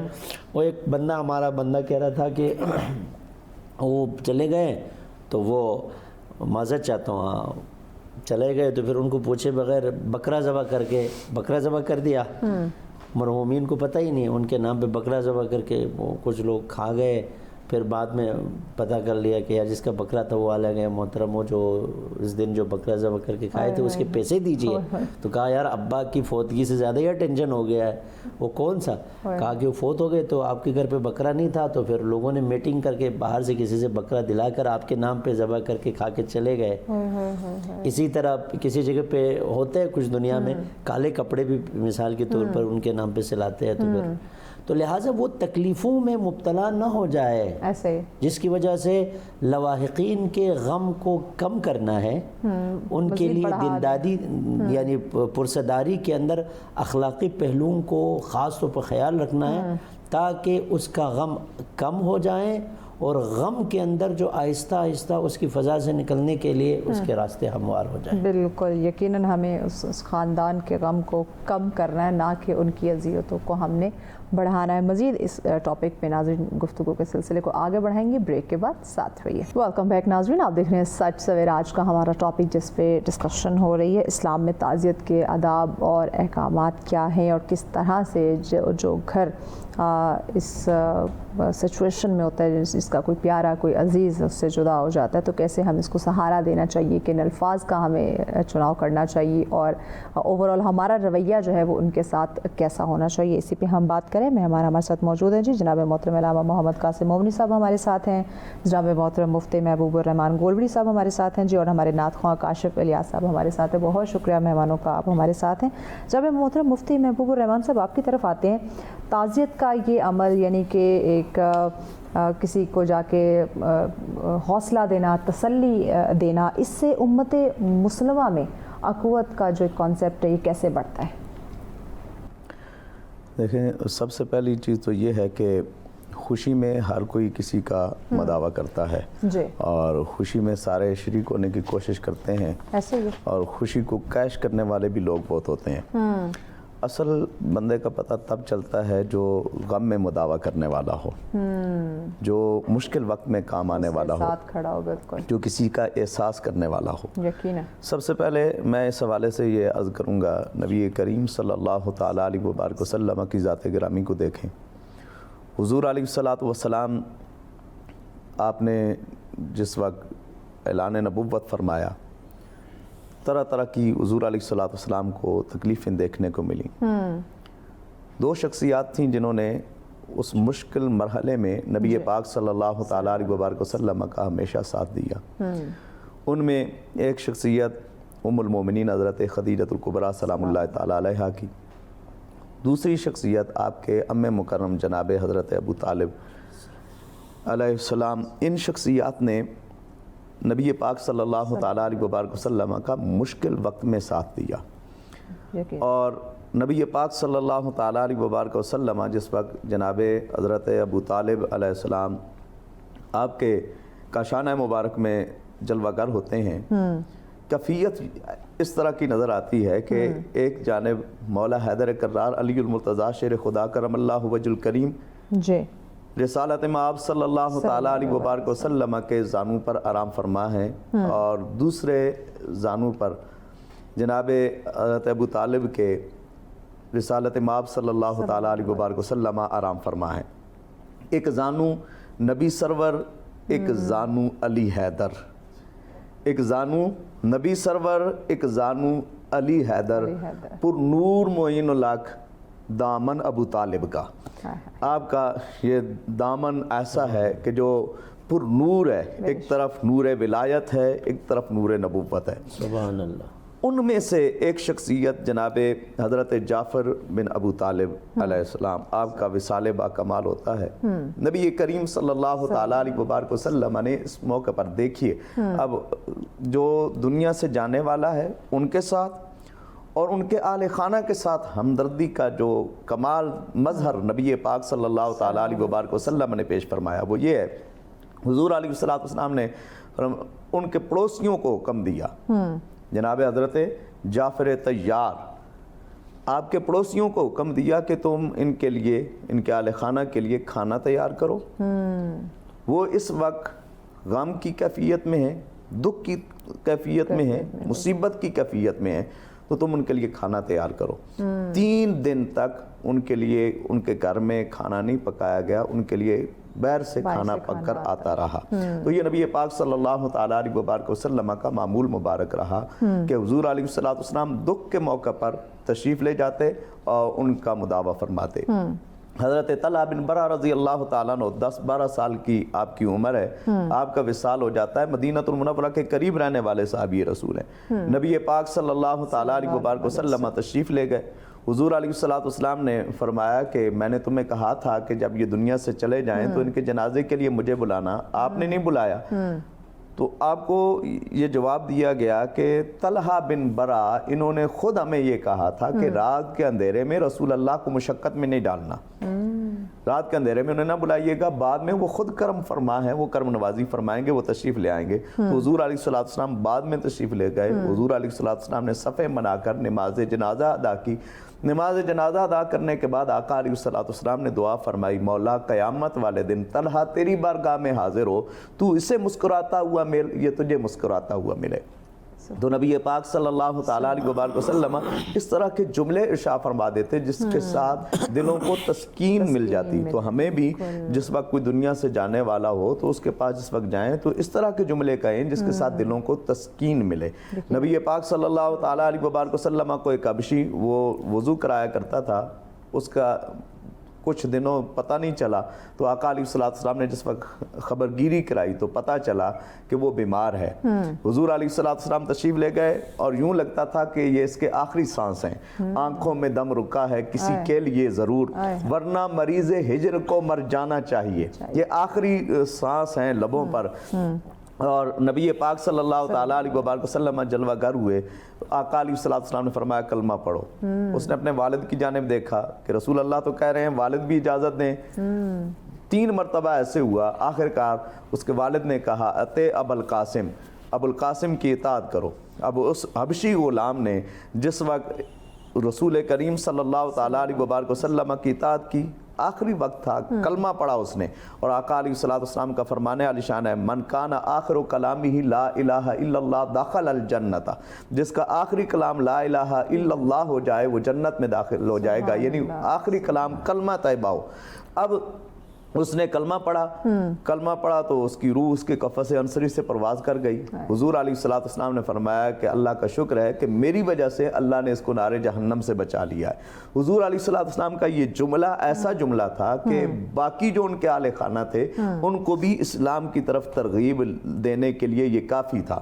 اب اس طرح کے جملے جب کوئی دنیا سے چلا جاتا ہے، اس کے گھر میں جاتے ہیں، تو اس طرح کے جملے کہیں، اور خصوصاً جہاں میت ہو وہاں پر ہم جاتے ہیں تو ہماری طرح طرح کی فرمائشیں، جس طریقے سے علامہ صاحب بھی فرما رہے تھے اور آپ نے بھی اس کی جانب اشارہ کیا سوال کے اندر، طرح طرح کی فرمائشیں اس میں شروع ہو جاتی ہیں۔ تو یاد رکھیے کہ ہم جس وقت جب کوئی دنیا سے جاتا ہے تو وہاں جاتے ہیں تو ہمارا سب سے پہلا جو وہاں پر ہوتا ہے، پہلا کام وہ یہ ہے کہ میت کو غسل دینا۔ اگر ہم میں سے جس کو غسل دینا آتا ہے وہ غسل دے، اسے خوشبو لگائے، اس کو کفن پہنائے، جو جس فن میں ماہر ہو وہ کام کرے۔ ہم دنیا کے پیچھے لگ جاتے ہیں اور کھانے پینے کا اور دیگر معاملات کے پیچھے پڑ جاتے ہیں۔ نبی پاک صلی اللہ تعالیٰ علیہ وبارک وسلم کا فرمان عالی شان ہے من غسل میتا، جو آدمی کسی میت کو غسل دے، وَخَنَّتَهُ، پھر اسے خوشبو لگائے، وَكَفَّنَهُ، اور اسے کفن پہنائے، چاہے وہ خواتین ہوں چاہے مرد ہوں، خواتین کو جا کے غسل دیتی ہیں، مرد مردوں کو دیتے ہیں۔ تو جو آدمی کسی کو کیا کرے، غسل دلائے، خوشبو لگائے، کفن پہنائے، وَحَمَلَهُ عَلَىٰ عَاتِقِهِ، پھر اسے اپنے کندھوں کے اوپر اٹھائے، ثُمَّ صَلَّىٰ عَلَيْهِ، پھر اس کے اوپر نماز جنازہ ادا کرے، ثُمَّ دَفَنَهُ، پھر اس کو دفن کرے۔ آج کے اس پرفتن دور کے اندر اس حدیث مبارکہ کو سامنے رکھ کر میں یہ عرض کرنا چاہتا ہوں کہ عموماً یہ دیکھنے میں ملتا ہے کہ ہم اینڈ ٹائم پہ، جنازے کا ٹائم کون سا ہے اس ٹائم ہم پہنچتے ہیں، پہلے جو معاملات ہوتے ہیں ان میں ہم شمولیت اختیار نہیں کرتے۔ جنازہ ہم نے پڑھا، دعا ابھی ہوئی نہیں، ہم پہلے واپسی کا راستہ پکڑتے ہیں اور بعد میں جو تدفین والا ہے اس میں ہم شامل نہیں ہوتے۔ تو اس میں کئی لوگ ایسے بھی ہم دیکھتے ہیں کہ جو جنازے کے وقت پہنچ جاتے ہیں اور تعزیت کر رہے ہوتے ہیں، اس وقت کو دیکھ کر، نوعیت کو دیکھ کر تعزیت کرنی چاہیے۔ بعد میں بھی آپ کے پاس 3 دن جو ہیں وہ سنت مستحبہ کے مطابق، اس کے بعد بھی آپ اگر ملاقات نہیں ہو سکتی تو اس کے بعد بھی آپ کر سکتے ہیں۔ بہرحال یہ ایک الگ چیز ہے۔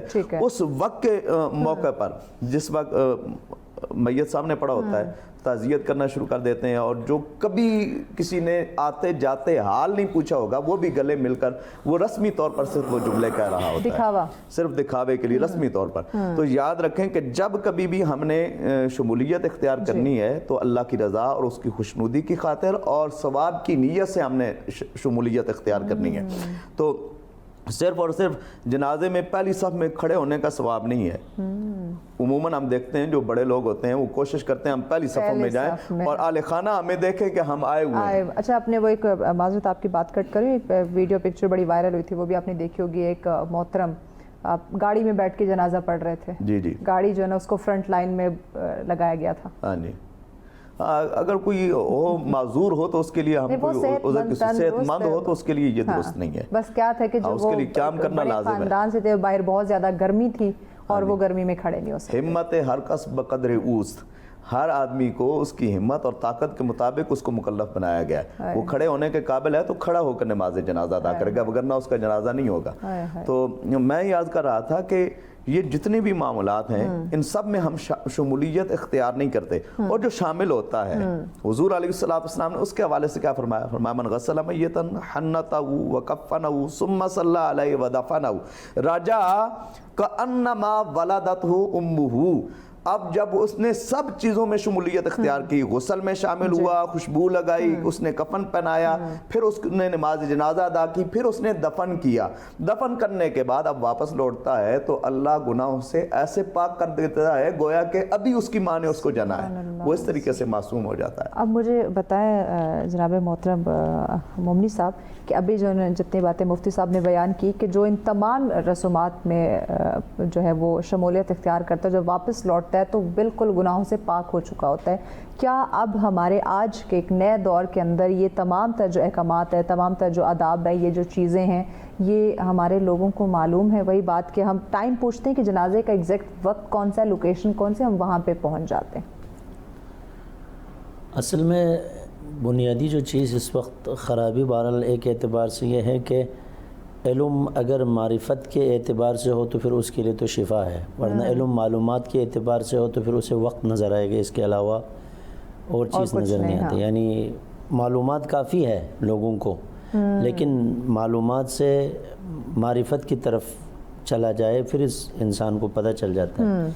لہٰذا ابھی بچوں کو ہم پڑھاتے بھی ہیں، سوشل میڈیا پہ دیکھتے بھی ہیں، جنازے کی اہمیت کے بارے میں دیکھتے بھی، لیکن معرفتی پہلو، دل کا جو درد ہے، احساس ہے اس مرحوم کے لیے جو اس عالم غربت میں جانے کے بعد جی وہ اس کے لیے کتنے مسائل ہے، وہ تمام چیزیں وہی انسان درک کر سکتا ہے ایسے جو حقیقی معنوں میں معرفت کے پہلو سے ہو۔ اسی لیے حدیث کے اندر ہے کہ معذرت چاہتا ہوں کہ ہم سب کو پتہ ہے کہ صبح کی نماز کے بارے میں، لیکن جاگتے نہیں ہیں، وہ مرغہ جاگ جاتا ہے۔ معذرت چاہتا ہوں، وہاں پر اسی لیے چھٹے امام فرماتے ہیں کہ مرغے کے اندر 5 صفات ہے، وہ 5 صفات اگر تمہارے اندر آ جائے تو پھر تم ولی خدا بن جاؤ گے۔ اس میں کیا فرمایا، جیسے وقت کے بارے میں ہم بتا دیں نا، ہمیں حقیقی معنوں میں وقت کی معرفت نہیں ہے، وقت کی معرفت ہوتی تو اس کے غم کو کم کرنے کے لیے اس کے لیے قربانی دیتے ہیں۔ ایسے ہی اسی لیے کہتے ہیں کیوں، اس لیے کہ معرفتہ لأوقات الصلاۃ، مرغہ اس لیے جاگ کر اذان دیتا ہے کیونکہ اسے وقت کے بارے میں معرفت ہے، علم نہیں ہے۔ علم والے سو رہے ہیں تکیے لگا کے، ہاں جی، اچھے اچھے کمبلوں پہ نرم نرم پہ سو رہے، معلومات کے بستر پہ سو رہے ہیں، معرفت کے جائے نماز پہ آنے کے لیے تیار نہیں ہے۔ اسی طرح یہ مرحلہ بھی ہے انسان کے لیے، ہم سب کو پتہ ہے کہ اس کے ساتھ ہم نے رہے ہیں، زندگی کی ہے، دوستی کی ہے، کاروبار کی ہے، ان کے ساتھ لین دین تھے، خوشی غم میں شریک تھے، لیکن آج کیونکہ اب یہ بندہ چلا گیا ہے، سسٹم ختم ہو گیا ہے، اب ان کے ساتھ لین دین نہیں ہے، اب اس کو وقت دے کر کیا کرنا ہے، یہ بہت خطرناک ہے۔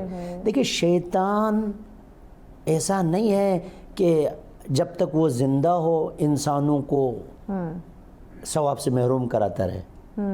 شیطان کا ہدف یہ ہے کہ جب تک اس کے اندر انسانی درد اور احساس ہو اس کو ختم کرنے تک وہ پیچھا کرتا رہتا ہے۔ اسی لیے آپ اندازہ کر لیں، روایت کے اندر ہے کہ یہ معمولی نہیں ہے تعزیت، تسلیت، ان چیزوں کے لیے وقت دینا۔ التعزیۃ تورث الجنہ، جس باپ کے پاس وراثت زیادہ ہو اس کے بچے خوش ہو جاتے ہیں۔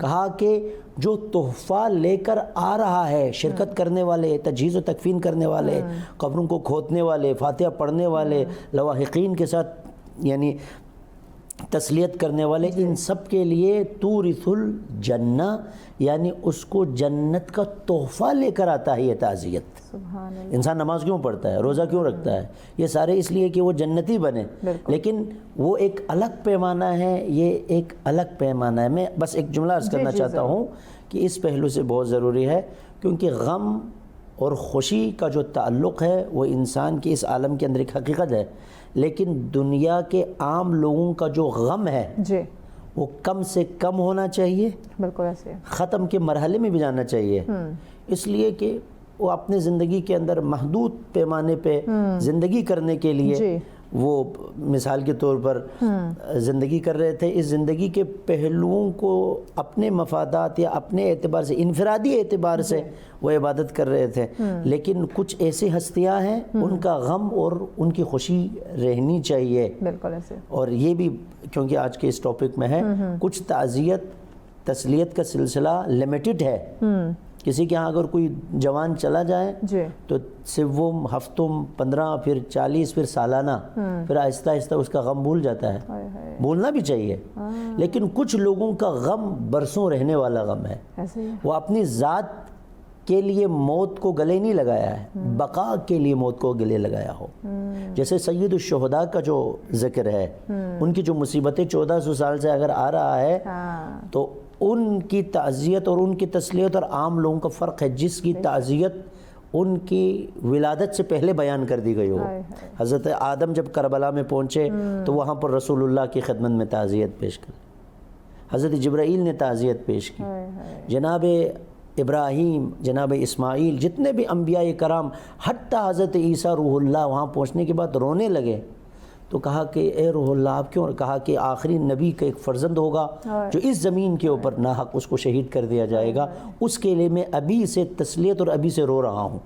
تو اس کا مطلب یہ ہے کہ کچھ لوگوں کے لیے تسلیت اور تعزیت لمیٹڈ ہے، جی ان کے ہدف کے مطابق انہوں نے زندگی کر لی، چلے گئے. لیکن کچھ لوگوں کی تسلیت اور تعزیت ان لمیٹڈ ہے، جن کا کام انسانیت اور انسان کو آزادی، انسان کو شرف اور انسان کو عزت دینے کے لیے اگر وہ چلے گئے ہیں تو جب تک انسان کے پاس عزت کا مقام اور ان کی فضیلت ہے ان کے لیے تعزیت و تسلیت کا سلسلہ جاری ہوتی رہے گی. یقیناً ناظرین بہت ہی اہم ٹاپک اور بہت ہی ایسے ویلڈ پوائنٹ ہمارے سامنے آ رہے ہیں جن پہ عمل کرنا ہم سب کے لیے بڑا ضروری ہے. مزید اس ٹاپک پہ ڈسکشن کو آگے بڑھاتے ہیں، بریک ساتھ رہیے. ویلکم بیک ناظرین، آپ دیکھ رہے ہیں سچ سویرا. آج کا ہمارا ٹاپک اسلام میں تعزیت کے آداب کیا ہیں، احکامات کیا ہیں اور کس طرح ہمیں اس پہ عمل کرنے کی تلقین کی گئی ہے، اسی پہ بات کی جا رہی ہے. مہمان ہمارے ساتھ موجود ہے جی جناب مفتی محبوب الرحمان صاحب. آپ کی طرف آتے ہیں، میت کا سوگ اسلام میں یا قرآن میں کتنے دن منانے کے احکامات ہیں، کتنے دن تک جاری رکھنا چاہیے؟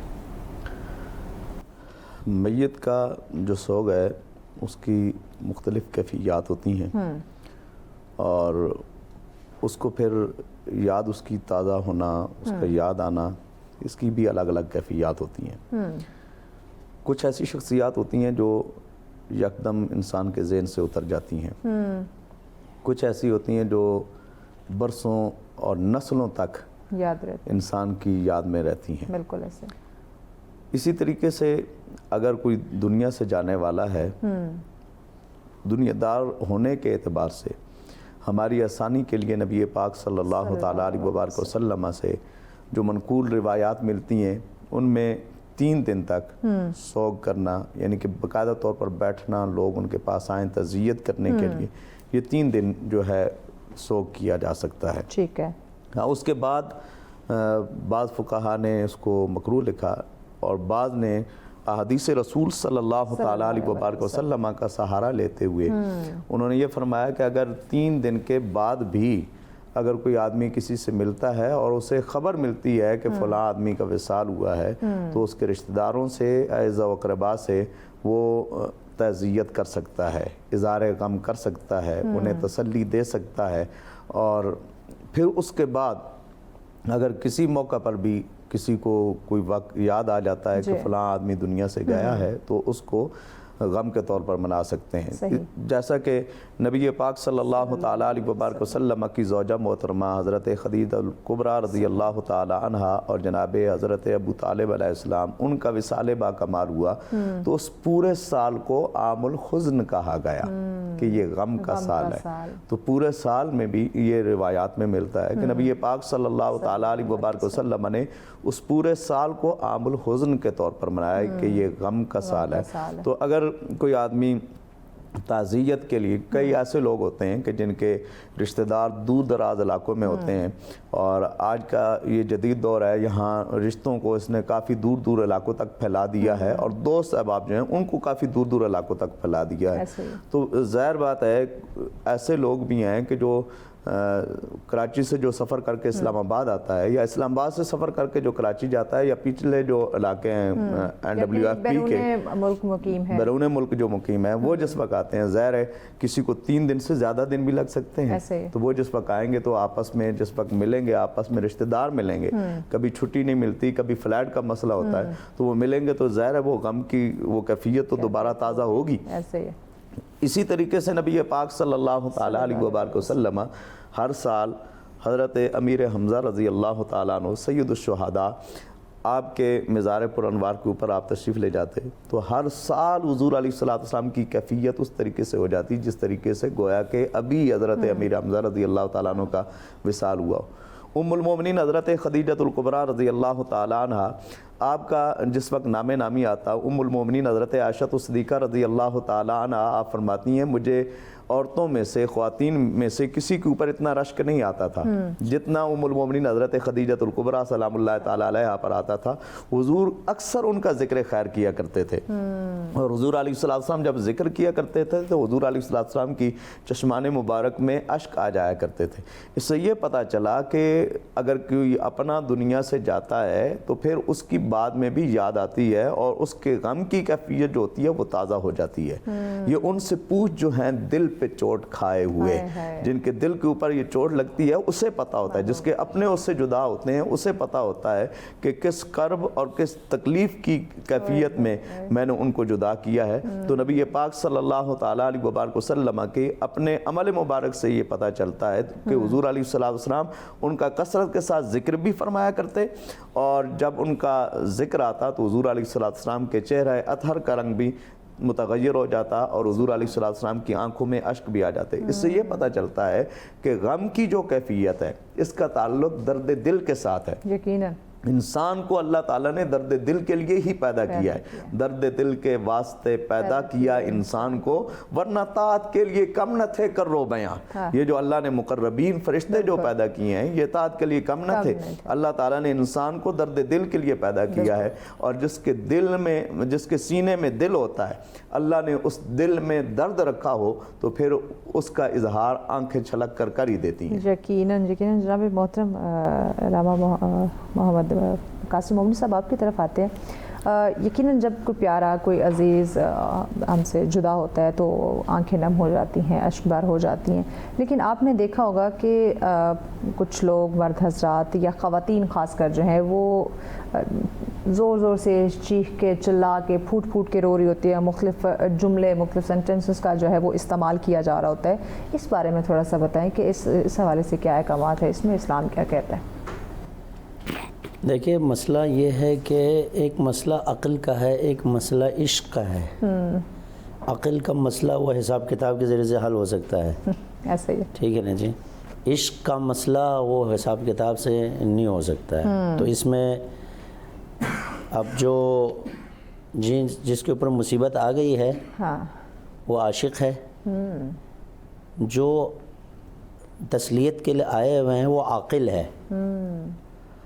اب اس کی جو قربانی ہے، یعنی مثال کے طور پر جو لواحقین، اس کی قربانی، اس کی وفاداری، اس سے محبت، اس کے لگاؤ کے پیش نظر یقینی بات ہے کہ وہ اپنے ایک حالت سے باہر نکل کر آتے ہیں۔ وہ حالت ہمیں سمجھ میں نہیں آئے گی، جس طرح باپ کو بات سمجھ میں نہیں آتی ہے کہ یار یہ بچہ رات کو کیوں رو رہا ہے، میں ڈسٹرب ہو رہا ہوں۔ ماں کو وہ آواز سمجھ لیجئے وہ ایک میوزک کی طرح لگتی ہے، ایسے ہی ہے، ٹھیک ہے نا جی۔ ایک مرحلہ عشق میں ہے، ایک مرحلہ عقل میں ہے، لیکن ہاں یہ بات شریعت نے، عقل کا مطلب یہ ہے کہ ہر چیز کی ایک حد ہے، اس کو باندھ کے رکھنا ہے۔ عشق کے اندر بھی عشق حقیقی ہو، جس میں یعنی اپنے بچے کے اوپر خدا کو قربان نہ کرے۔ سید الشہداء ابو الاحرار کا جملہ ہے کہ ایک طرف علی اکبر کا لاشا ہے، ایک مرتبہ ایک طرف شہزادہ قاسم کا لاشا۔ یہ بہت حسین ہستیاں تھے، ان کے بیچ میں جیسے قبلہ صاحب نے فرمایا ایک اس طرح بیٹھے سید الشہداء جس طرح نماز میں ہم استرجائی حالت میں بیٹھتے ہیں۔ اپنے ہاتھوں کو سید الشہداء نے بلند کیا، کہا کہ پروردگار یہ مجھے اس لیے آسان ہو رہا ہے کہ تو دیکھ رہا ہے۔ بے شک یہ بات میرے حساب سے میں نے ایک واضح طور پر، یعنی ہم نہیں کہہ سکتے ہیں کہ آپ نہ روئیں۔ اچھا، لوگ بھی ان کو چھوڑ کے رکھے اپنے حالت پہ، اس کو بے ہوش ہونے دے، رونے دو جی، کچھ لوگ کہتے رونے دو، رونے دو، بالکل۔ اور یا معذرت کے ساتھ کچھ خواتین آ کے وہ چپ ہو گئی تو پھر اپنی طرف سے ہاں ہاں بہت اچھی تھی اس کو اور رلانا شروع کر دیتے ہیں. پھر وہ اپنی طرف سے ایسی ایسی باتیں ان کی طرف سے بول دیتے ہیں جس کی وجہ سے وہ الفاظ کا انتخاب بھی غلط طریقے سے کرتے ہیں. لہٰذا عشق کا پہلو محترم ہے, اس کو عقل کے پہلو سے گرا نہیں لگایا جا سکتا, لیکن عقل تابع شریعت ہے, آپ ان کو سمجھائیں. عشق کے اندر حرمت ہے. ان تمام چیزوں کے اندر اس بات کو سمجھنے کی ضرورت ہے کہ علم یعلم بأن اللہ یرا, کیا اسے یہ معلوم نہیں ہے کہ اس کا پروردگار اسے دیکھ رہا ہے. لہٰذا عاشق, جس طرح وہ واقعہ ہے, معذرت چاہتا ہوں اپنے سامعین کو, کہ پہلے تو زلیخا عشق یوسف میں بےتاب تھی, جب وہ عشق پروردگار میں سرشار ہوا تو فراغ یوسف میں نہیں, فراغ پروردگار میں رونے لگی. اور جب اس کی جوانی پلٹ کر آ گئی تو جناب یوسف ملاقات کرنے کے لیے آ گئے سلام اللہ علیہ, تو جناب زلیخا نے اپنے جو ساتھ کنیزیں تھیں ان سے کہا کہ یوسف سے کہو کہ کچھ دیر کے بعد آ جائے, کیونکہ مجھے یہ پتہ چل گیا ہے کہ یوسف کے حسن کو خلق کرنے والا خالق کون ہے. سبحان اللہ, سبحان اللہ. لہٰذا اگر جن کے گھروں میں مصیبت آ گئی ہے وہ اپنے بچے کی خوبصورتی کو خدا کی خوبصورتی کے اوپر ہاں جی قربان نہ کرے, بلکہ خدا کے لیے اگر وہ اپنے غم کو, جیسے اہل بیت علیہ السلام نے صبر کیا, ہاں عشق کا پہلو روئیں گے, ان تمام چیزوں کو بہرحال ہم کچھ نہیں کہہ سکتے, وہ عشق کا پہلو ہے. لہٰذا صبر کے تمام اصولوں کو سمجھانا چاہیے تاکہ وہ اسلام کے حدود سے خارج نہ ہو جائے. اللہ نہ کرے کوئی ایسا جملہ اس کے منہ سے نکلے جس کے بعد اسے استغفار کرنا پڑے یا شرک و کفر کی منزل پہ پہنچ جائے. تو لہٰذا شریعت نے ان چیزوں کو منع کر دی ہے.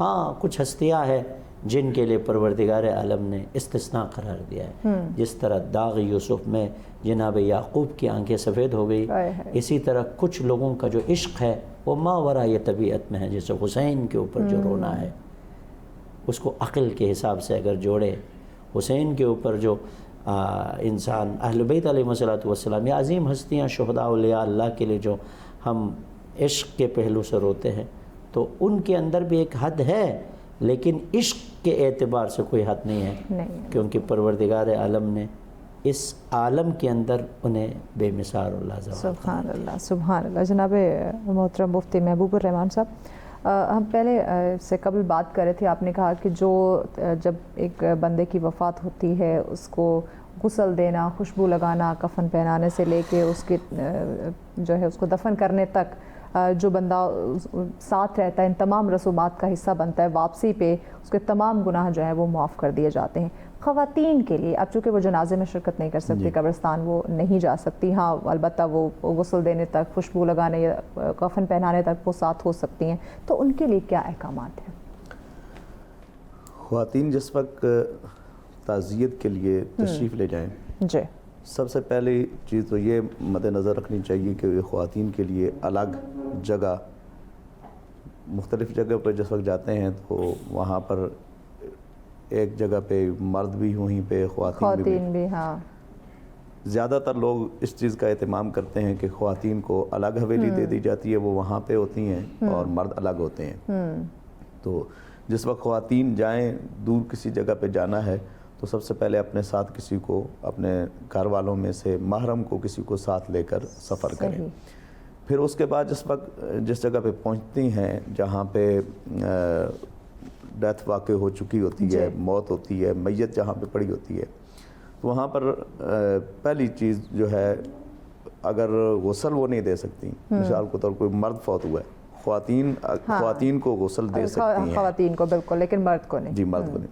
تو خواتین کو غسل دیں گی, اس ثواب کے اندر وہ شامل ہو جائیں گی. ٹھیک ہے. پھر اس کے بعد جس وقت میت کے پاس بیٹھتی ہیں تو اس میت کی اچھائیاں بیان کریں, اس کی خوبیاں بیان کریں. نبی پاک صلی اللہ تعالیٰ علیہ وبارک وسلم کا فرمانے عالی شان ہے کہ تم دنیا میں رہتے ہوئے, زمین پہ رہتے ہوئے اس مرنے والے کے لیے گواہ ہو, تو اس کے لیے اچھی گواہی دینی چاہیے, اس کے لیے نیک جملے کہنے چاہیے. حضور علیہ السلام کے پاس سے ایک جنازہ گزرا, کچھ لوگ ایسے تھے جو اس کے لیے برے الفاظ کہہ رہے تھے, تو حضور نے فرمایا وجہ بات اس کے لیے واجب ہو گئی.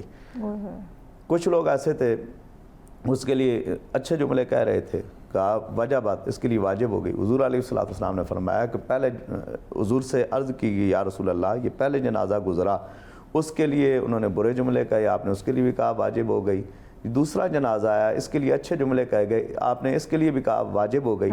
اس کا کیا معاملہ ہے؟ تو حضور علیہ الصلوۃ والسلام نے فرمایا جس کے لیے برے جملے کہے گئے اس کے لیے جہنم واجب ہو گئی, جس کے لیے اچھے جملے کہے گئے اس کے لیے جنت واجب ہو گئی. تو خواتین جس وقت میت کے پاس بیٹھیں تو اس طرح کے جملے کہیں جس میں اس کی اچھائیاں بیان کی جائیں, اور مرد حضرات بھی جس وقت آپس میں بیٹھتے ہیں تو اس کی اچھائیاں بیان کریں, چہ جائے کہ دنیا کی باتیں کریں, دنیا کی باتوں کو چھوڑ کے وہ اس طرف آ جائیں. دوسرا جس وقت خواتین اکثر روتی ہیں تو اس میں بین کرتی ہیں, نوحے کہتی ہیں. نبی پاک صلی اللہ تعالیٰ علیہ وبارک وسلم کے چچا جان کا جس وقت شہادت ہوئی تو خواتین آتی ہیں جو شہداء تھے, شہدائے احد, ان کے گھروں میں آ کر خواتین نوحے کہتی ہیں, روتی ہیں, بین کرتی ہیں. بریک لینی ہے کیونکہ بڑا اہم پوائنٹ ہے, اس پہ آپ ان ڈیٹیل بات کیجیے گا چونکہ بریک کی جانے بڑھنا. ناظرین بریک کے بعد ڈسکشن کو آگے بڑھاتے ہیں, ساتھ رہیے. ویلکم بیک ناظرین, آپ دیکھ رہے ہیں سچ سویرا. آج کا ہمارا موضوع جس پہ گفتگو کا سلسلہ جاری رہا, اسلام میں تعزیت کے آداب کیا ہیں, احکامات کیا ہیں اور کس طرح ہم نے ان کو فالو کرنا ہے, اسی پہ بات کی جا رہی ہے. جی جناب محترم مفتی صاحب آپ اپنی بات مکمل کر لیں کہ خواتین اور بچوں کے مردوں کا اپنی ڈیٹیل بیان کر دیا تھا اور خواتین کا بتا رہے تھے. جی تو خواتین جس وقت حاضر ہوتی ہیں میت کے پاس تو انہیں زبان پر کوئی ایسا جملہ نہیں لانا چاہیے جو اللہ تعالیٰ کی ذات سے شکایت کرنے یا اس کی نعمتوں کی ناشکری کرنے یا کوئی ایسا جملہ جو کلمہ کفر ہو, ایسا اپنی زبان کے اوپر نہیں لانا چاہیے. رو سکتی ہیں وہ اپنی زبان کے اوپر ایسے الفاظ بھی لے آ سکتی ہیں جس کے ساتھ غم کی تازگی ہو اور آل خانہ کے ساتھ ایک تعزیت کا جو معاملہ ہے وہ بھی کر سکتی ہیں. حضرت امیر حمزہ رضی اللہ تعالیٰ عنہ آپ کے حوالے سے میں عرض کر رہا تھا کہ جس وقت غزوہ احد سے شہداء کی میتیں ان کے گھروں میں لائی گئیں, ان کے شہادت کے بعد جس وقت ان کے آل خانہ واپس آئے تو خواتین آتی آ کر ان کے گھروں میں وہ جس طریقے سے نوحہ کرتی ہیں وہ کرتی. آقا علیہ الصلوۃ والسلام نے فرمایا کہ امیر حمزہ کے لیے رونے والی کوئی خاتون نہیں ہے, ان کے لیے رونے والی کوئی نہیں ہے. پھر خواتین جہاں پہ اپنے رشتہ داروں کے پاس آتی وہاں سے ہو کر حضرت امیر حمزہ کے گھر میں آتی اور وہاں پر روتی. تو یہ جو خواتین کا دل ویسے بھی نرم ہوتا ہے اور وہ ذرا سی اگر کوئی تکلیف ہوتی ہے تو اس کے اوپر ان کی آنکھوں میں اشک آتے ہیں اور وہ روتی ہیں. تو یہ رونا اور اشک بہانا یہ بھی ایک رحم دلی کی مثال ہے. تو یہ ضرور ہونا چاہیے. اور پھر اس کے بعد اگر وقت ملے تو دنیا کی باتیں کرنے کے بجائے تلاوت کلام پاک کریں.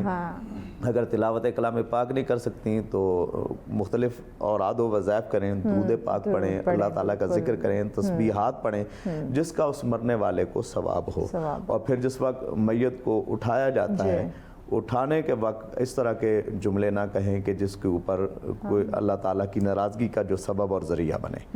کیا یہ اس طریقے سے جملے کہے جاتے ہیں تو اس طرح کے جملے نہ کہے جائیں. اور پھر جس وقت قبر کے اوپر خواتین جائیں نرم دل ہوتی ہیں اور قبر کے ساتھ لپٹ کر بھی اس طریقے سے جملے کہتی ہیں تو اس طرح کے جملے نہ کہیں, بلکہ حضور علیہ الصلوۃ والسلام نے ابتداء اسلام میں اس سے منع فرمایا کہ خواتین نہ جایا کریں. بعد میں حضور علیہ الصلوۃ والسلام نے فرمایا زوروہا تزداد ایمانکم, قبروں پہ جایا کرو, زیارت کی کرو, کیونکہ اس کے ذریعے سے تمہارا ایمان بڑھے گا.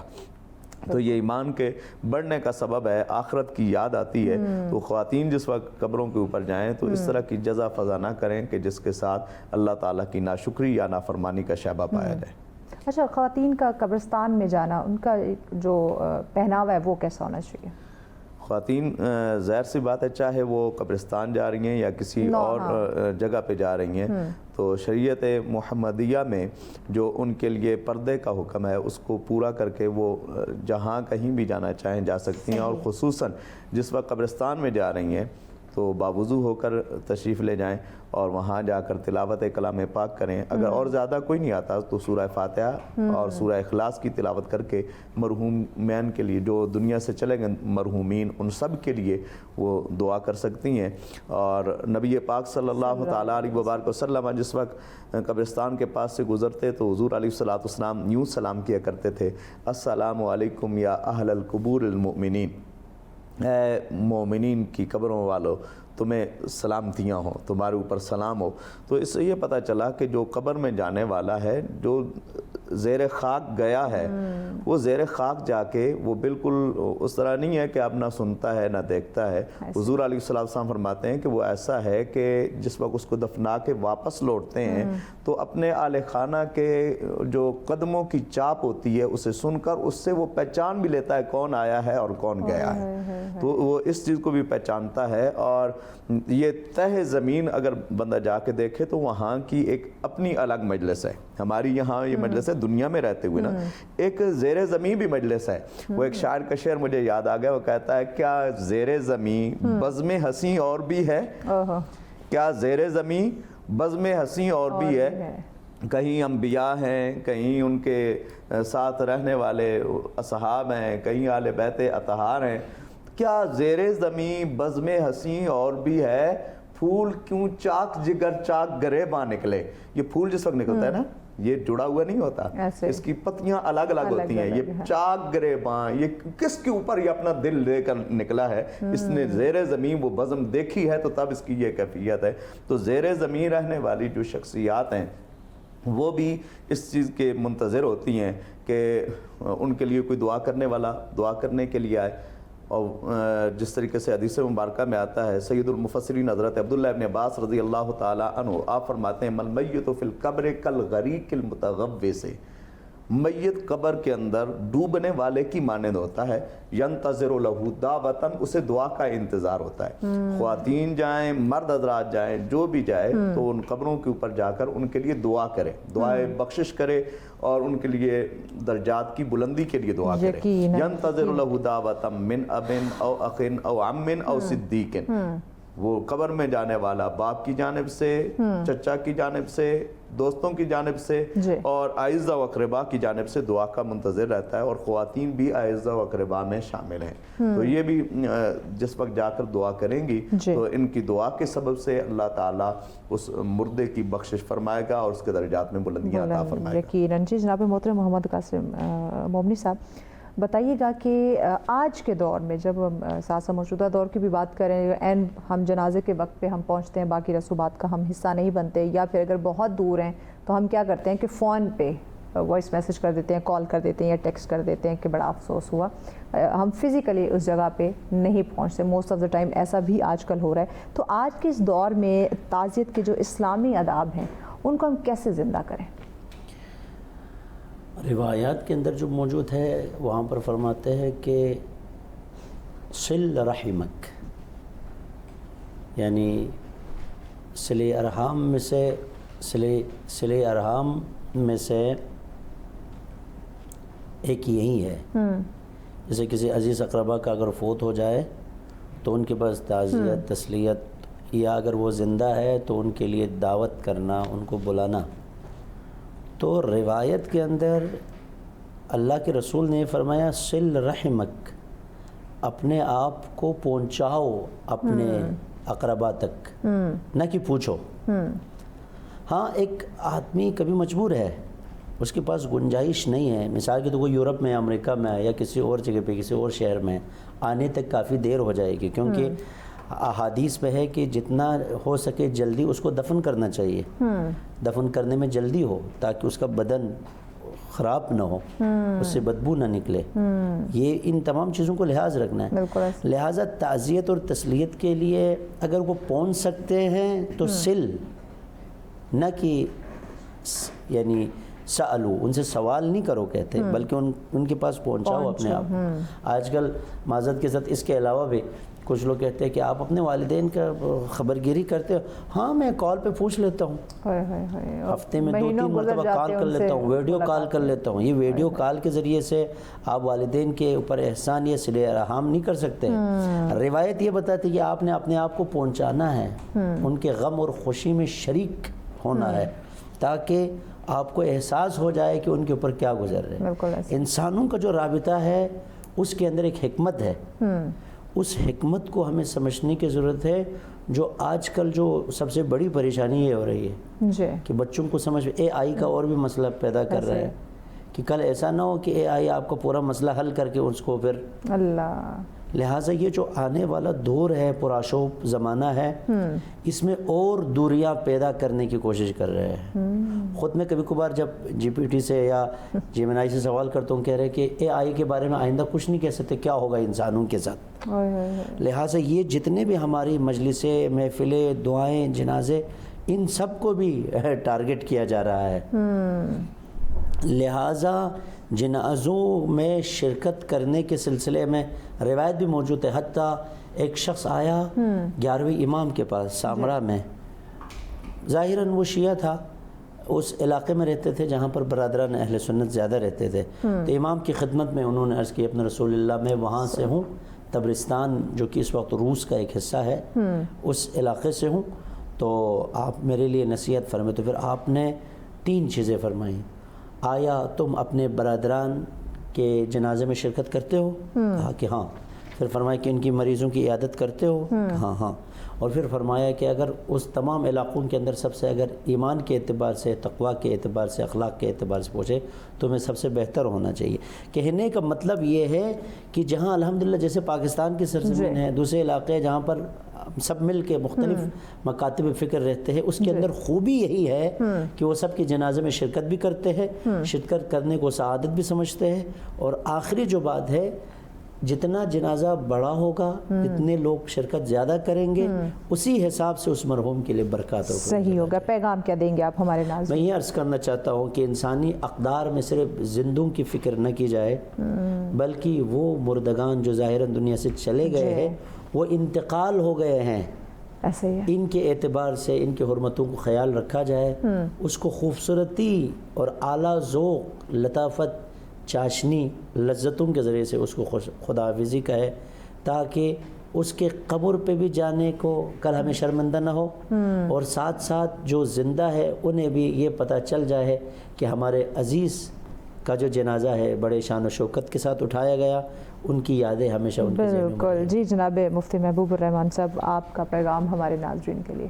میں آخر میں یہ عرض کرنا چاہوں گا کہ ہمارے جس وقت اعزاء و قربا میں سے کوئی دنیا سے جاتا ہے، ماں باپ، بیٹے یا بھائی بہن، یا اولاد میں سے، یا دادا دادی، نانا نانی میں سے، یا قریبی رشتہ داروں میں سے کوئی دنیا سے جاتا ہے، تو ہم اس کے اوپر اشک بہاتے ہیں، روتے ہیں، ان کے لیے دعائیں کرتے ہیں۔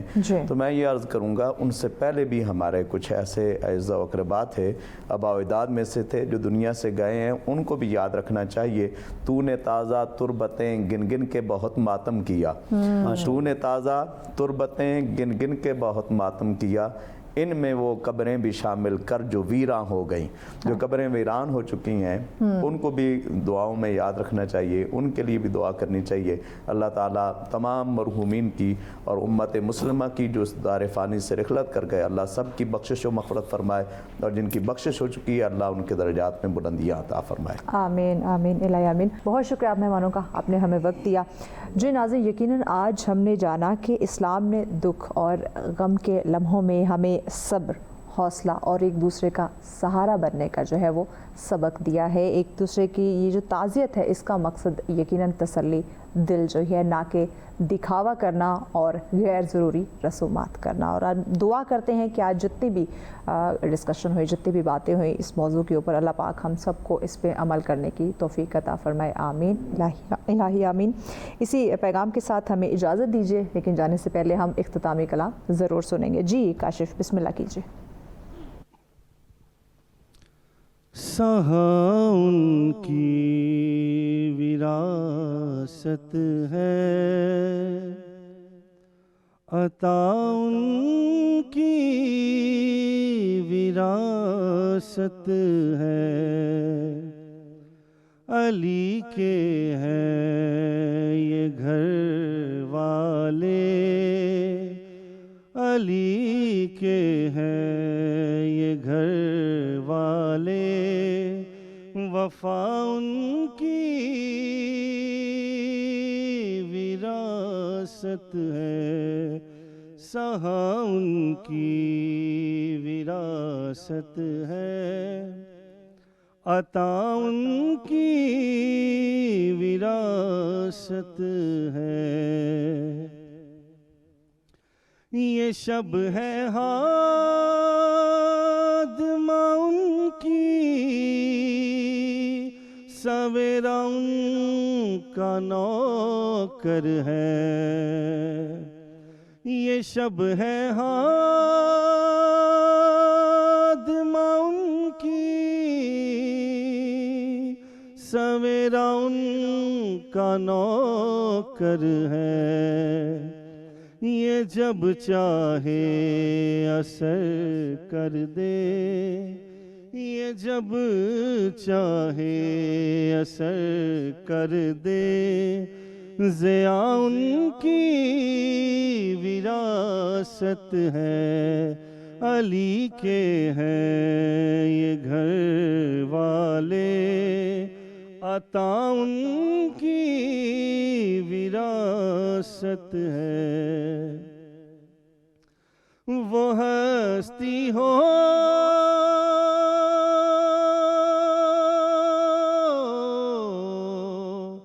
وہ ہستی ہو وہ ہستی ہو خدیجہ کی وہ زہرا ہو کہ زینب ہو گواہ قدسی ہے لوگوں گواہ قدسی ہے لوگوں حیا ان کی وراثت ہے علی کے ہیں یہ گھر والے وفا ان کی وراثت ہے نہیں تم جانتے حاکم کہ کیا جاگیر ہے ان کی نہیں تم